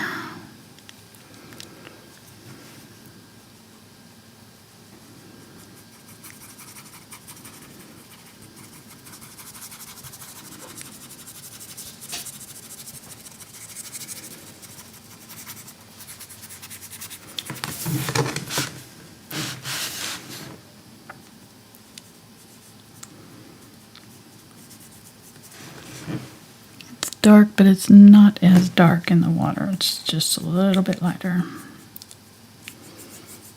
I darkened up that area, so I just darkened up the water a little bit more too right here. And try not to go into my fog area too much if I can help it. And I can see already that this like fog area is a little bit too white. So what I can do is go in and grab my burnt orange, and it's glaze, it's transparent, so I can add a little bit of glaze to it. And just do that glaze over the top of it and darken up and tint that color. And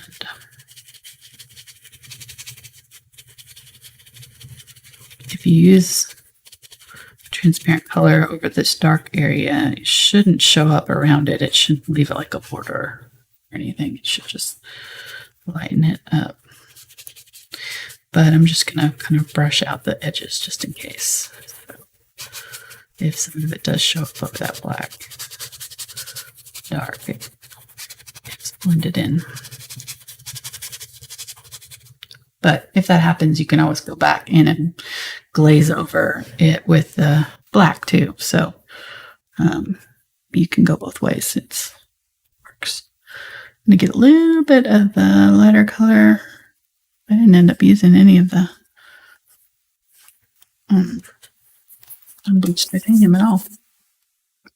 I probably could have used it in the sky. That's where I intended to use it, because it's pretty much that color right there. But I just forgot. All right, so getting that burnt orange, a little bit of the yellow, Indian yellow, and glaze. And I'm just going to go back up here and just kind of feather up some smoky things happening up here into my dark area. We'll see if this shows up. If it doesn't show up, then I might have to do it with a little bit more white and then go back in and glaze it again. But we'll see. Hopefully that shows up. I can put out a little bit of zinc white.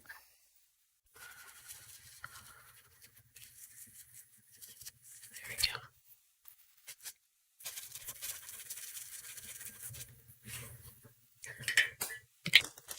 Back to the. So now I'm getting close to the edge here. I'm going to switch to a smaller brush. I'm going to get the 3 round.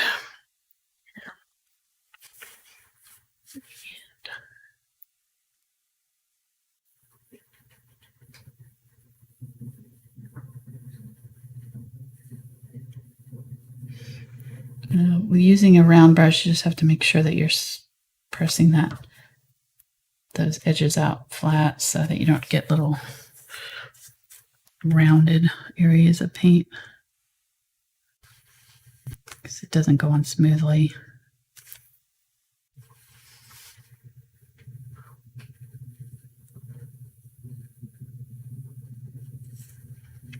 There's a little tiny dab right there at the top where that brim is.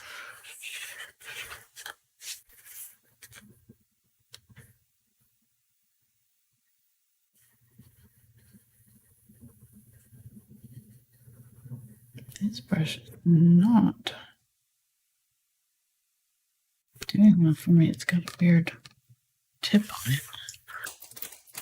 Don't know what happened there. This is really small, but first I'm going to go back to the quarter inch and fill in these bigger areas here that I still have to fill in.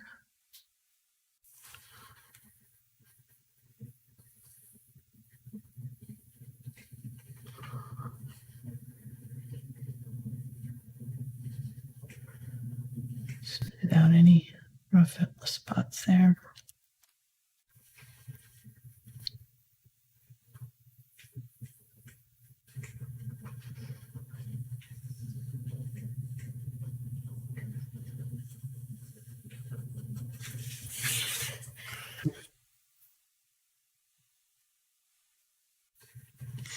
I got distracted by something there. Didn't finish. And then you had I think you had said it earlier, but is the so mixing white and zinc white, are they interchangeable? Sure. Yes. Okay. Pretty much. I mean, their zinc white is more transparent because it doesn't have the titanium white in it, but it should work just fine for this.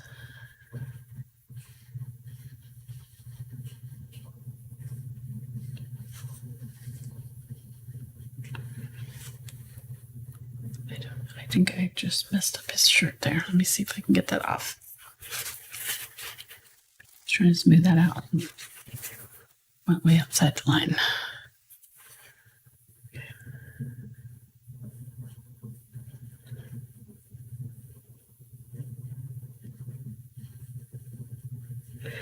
Mark used to go fishing a lot, but you don't do that as much anymore. We haven't gone fishing in years. True. Grew up kind of fishing a lot. Yeah. It's difficult to fish around here without a boat. Yeah.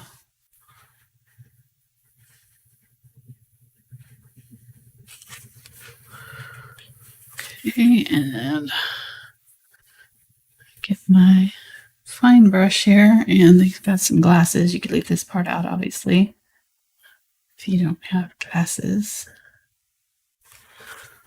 Just do that.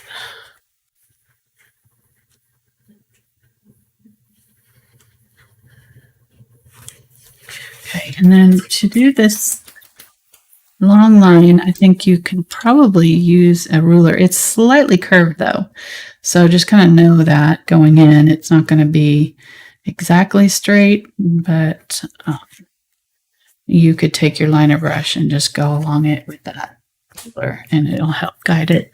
I'm going to use a script liner because it'll make it easier to do a long line, get some fluid black. If you don't have fluid black, make sure you're adding enough water and a little bit of glazing medium so that you have it very, very thin and inky.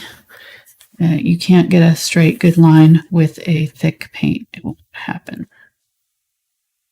So just going to, ooh, I'm running out of paint. Can she do it? There we go. We got it close enough. And then there's a little tip that's hanging down. And then, let me see. Where's my tracing paper? Where's my tracing? Do you have it? Put it away. I put it away. No. Yeah, where it is. Okay, so right in here. And then here. And so 1, 2, 3, 4, 5, 6. 1, 2, 3, 5, 6. So this one is pretty close. So I'll start there, and it's got an obvious round opening. And then the next one's a little smaller.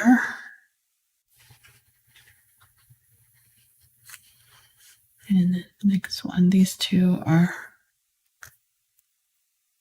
closer together. So this one, and then this one. Somewhere like that. Then I'm going to get my smaller brush here to try to get an even smaller line for my, this is the 18-aught. That was a 2-aught script. 18-aught is quite a bit thinner. Try to get it. And this line is actually not black, it's yellow. So I'm going to get kind of yellow here. Mix it in with my black. Make sure it's very thin. And it's almost invisible in our picture. So if you want to leave this part out, you can. But I see it, so I'm going to do it. I got that a little bit off right there. Okay. All right, so it goes at an angle right here, but then this goes straight. Just below that line right there. And then right here, it angles off and down this way. And off the camera. Off the canvas. Like that. It's very subtle. So keep it very light and super, super thin. Get it thin as you can. Okay. Then I'm going to take, I'll go, let me see. Do I have a, yeah, I'm going to get that 3-aught round. The smaller round here. Oh, I need to do the grasses right here. Let me get the black, maybe a little bit of burnt umber. And I'm just going to dab in some grasses. Leave a little bit of that gray undertone showing. And just tap it in, open here.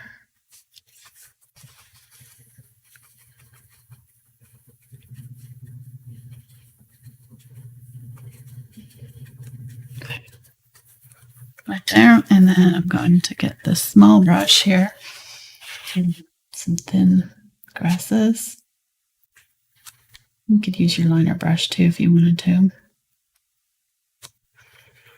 And also kind of just dab a few little leaves. They've got some leaves hanging out here, so I'm just going to use the brush and just push it down, and they'll make leaf shapes. You don't have to do anything fancy with it. It'll kind of do the work for you. If you have a small enough brush, just set it down and it'll make a leaf shape.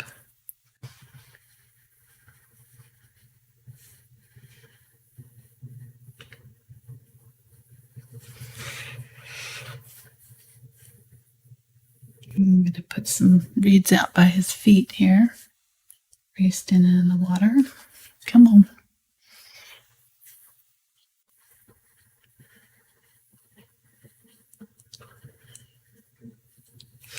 And if you look at grasses, if you look at pictures of them, they kind of grow in these clumps that fan out. So if you do your grasses, don't separate them out like that. Make sure you have some that are overlapping in different directions. So, like say in here, I'm going to go this way, and then I'm going to turn it and go the opposite way and kind of all start them from the same general little clump here. And then that way they'll look kind of more natural. And then several clumps will grow next to each other, obviously. But if you kind of do like pick out some little clumps to focus on and do it that way, it'll kind of a little bit more natural, maybe. I don't know.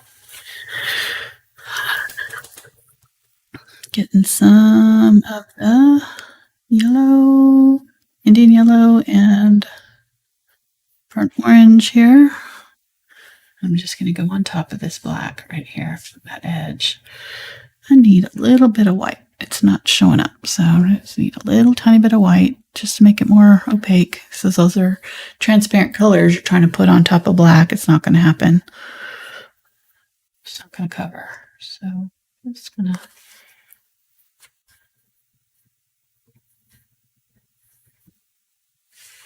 And you can totally leave this part out if you don't want to do this. Up to you. I am going to round out that tip of this hat. Or partially. Partially what? Partially leave it out. Right. You said totally, so I was just trying to or be... partially leave it out. Yeah. Be a little bit more politically correct. But I can do it either way.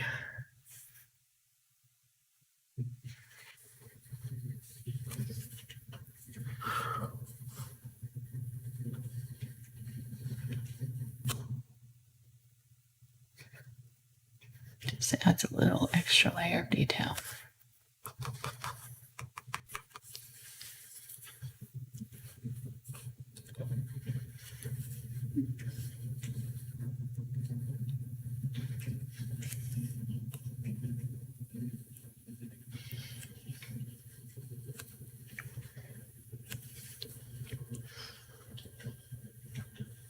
Down here, there's even more like brighter yellow by the boots.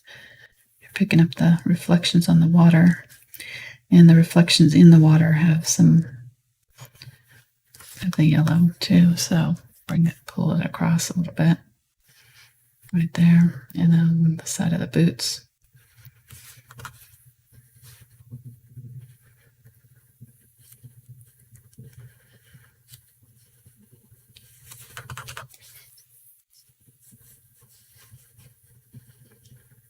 I'm just getting black and kind of covering back over it a little bit right here.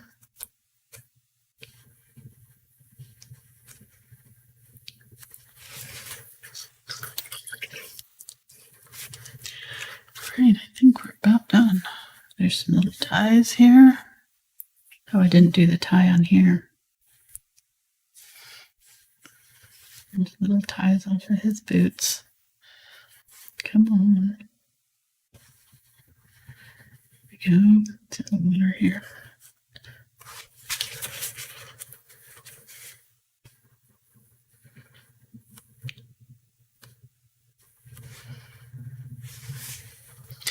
Didn't do his tie on this side. Coming up here.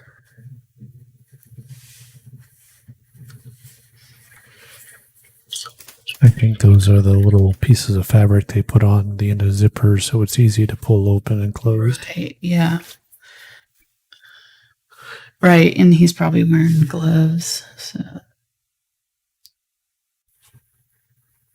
pretty hard to open zippers with gloves on. So this is kind of along the lines of the Runaway Bride series. Why? Or the Boho Flower Girl back of the heads. I mean, it's the first guy you've done, so I'm trying to tie it in. Not saying that The you're... first guy I've done. I did No, dancing couples. I've done 2 dancing. I did the romantic guy and he's girl. always with the girl. Not saying that, there's any bias there or not. Just... Mm-hmm.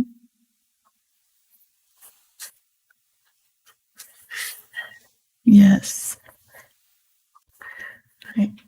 Scanning it. It's got some super chats. What? Yes, we got some super chats. Hey. Trying to get the right color here. These are all thinned out so much with glaze they're not covering. Need to get some white and some yellow here. So we had super chats from Anne Bradley. And then we had one from Christy Hagedorn. Gosh, I hope I'm not butchering everybody's name. Her message was, happy birthday. Get yourself some new truck gas or something. Nice. And Janice Lim says, I can't wait to try this painting. Thank you. With a heart emoji. So thank you very much. Thank you. Wow. That's sweet. Very appreciative. Absolutely. Thank you, guys. Yeah, I think I'll need the money for my truck gas. He's going to need it for sure. I think you're in for a rude awakening after your Prius. It's going to be a whole different ball game. Going to have to fill up to drive down to the store and back. Yeah, just to put in perspective, its gas mileage is about 3 times less than the Prius. Wow. Wow. My van's probably not much better. I know my van was worse than the Highlander. Yeah. I am going to darken this up though, because it ended up getting really light over here when we had the catastrophe there.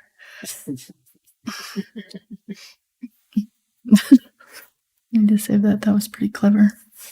If I do say so myself. Okay, so I don't want it black. I'm trying to get some of that gray. So here's where I need to just scrape it off. Got this handy dandy scraper here. I'm trying to find a clean spot. There we go. So my gray is still active from that sky. I'm going to add a little bit of my yellow. Yeah, I think that's better. A little bit of yellow, maybe a little bit of white, but it's actually a little bit darker than what I had it. So I'm going to get some glaze. Try to just glaze over this right in there. Don't do this right now. Do it well before you put your trees in. But I'm just seeing that I needed it on mine.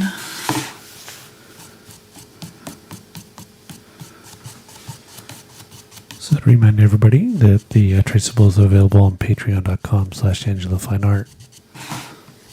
And then there's bonus videos and groups and all kinds of things at the different levels. So go check her out. Yeah, we got extra stuff. So we have like 400 and something videos on YouTube. So got a ton of really, free stuff. But we do once a month, we do a paid one just so we can keep the lights on and Mark can buy trucks. And we appreciate everybody who helps support our channel with super chats and with Patreon. It's amazing. You guys have been very generous to us. We are so appreciative. We definitely would not be buying a truck if it weren't for you. That's for sure.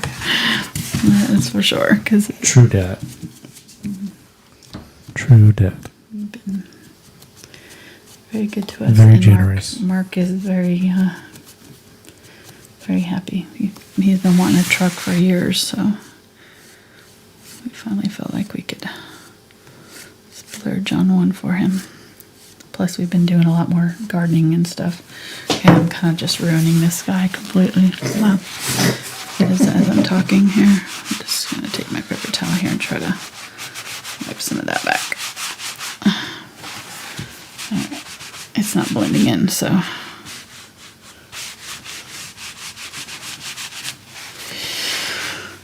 I layered that background 3 times and I ended up with it being all the same color all the way across somehow. So Hopefully you won't have a cat interrupt your progress there like I did.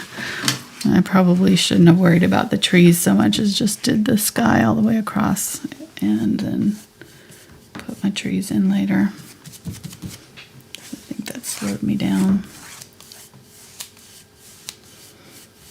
Okay. I'm going to get that on smoother there. That's good. All right, guys. Thanks so much. We're super happy to be back. Glad you hung out with us tonight. And hope you have a great rest of your evening. And we'll see you Saturday. We'll be back with another video. And we'll be back Thursday. Well, Thursday for my patrons. So if you're in my Patreon group, we'll be working on that urn painting. We're painting some antique urns. I don't think I have a picture of it or I'd show you, but oh yes I do. And we didn't get no, I don't know where it is. I know I have it somewhere. But we'll be. Let me see if it's in here.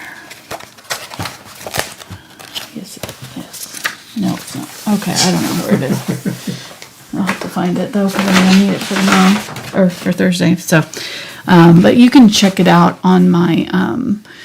I've got my full monthly schedule posted, including the Patreon stuff. If you go to that Patreon page, it's the very first thing at the very top of the page that you can see what we're going to be working on all month long. So, anyhow, the urns are in there. We already did our bonus video for this month. And it's right here. So this is the $5 level right there. We finished that last weekend. Yeah, last Sunday. So, all right, that's it. We're done. Let's get out of here. Mark's gonna take me in his car. Maybe. Truck. Sorry, truck. Wow. Thanks, guys. We'll see you next time. Bye.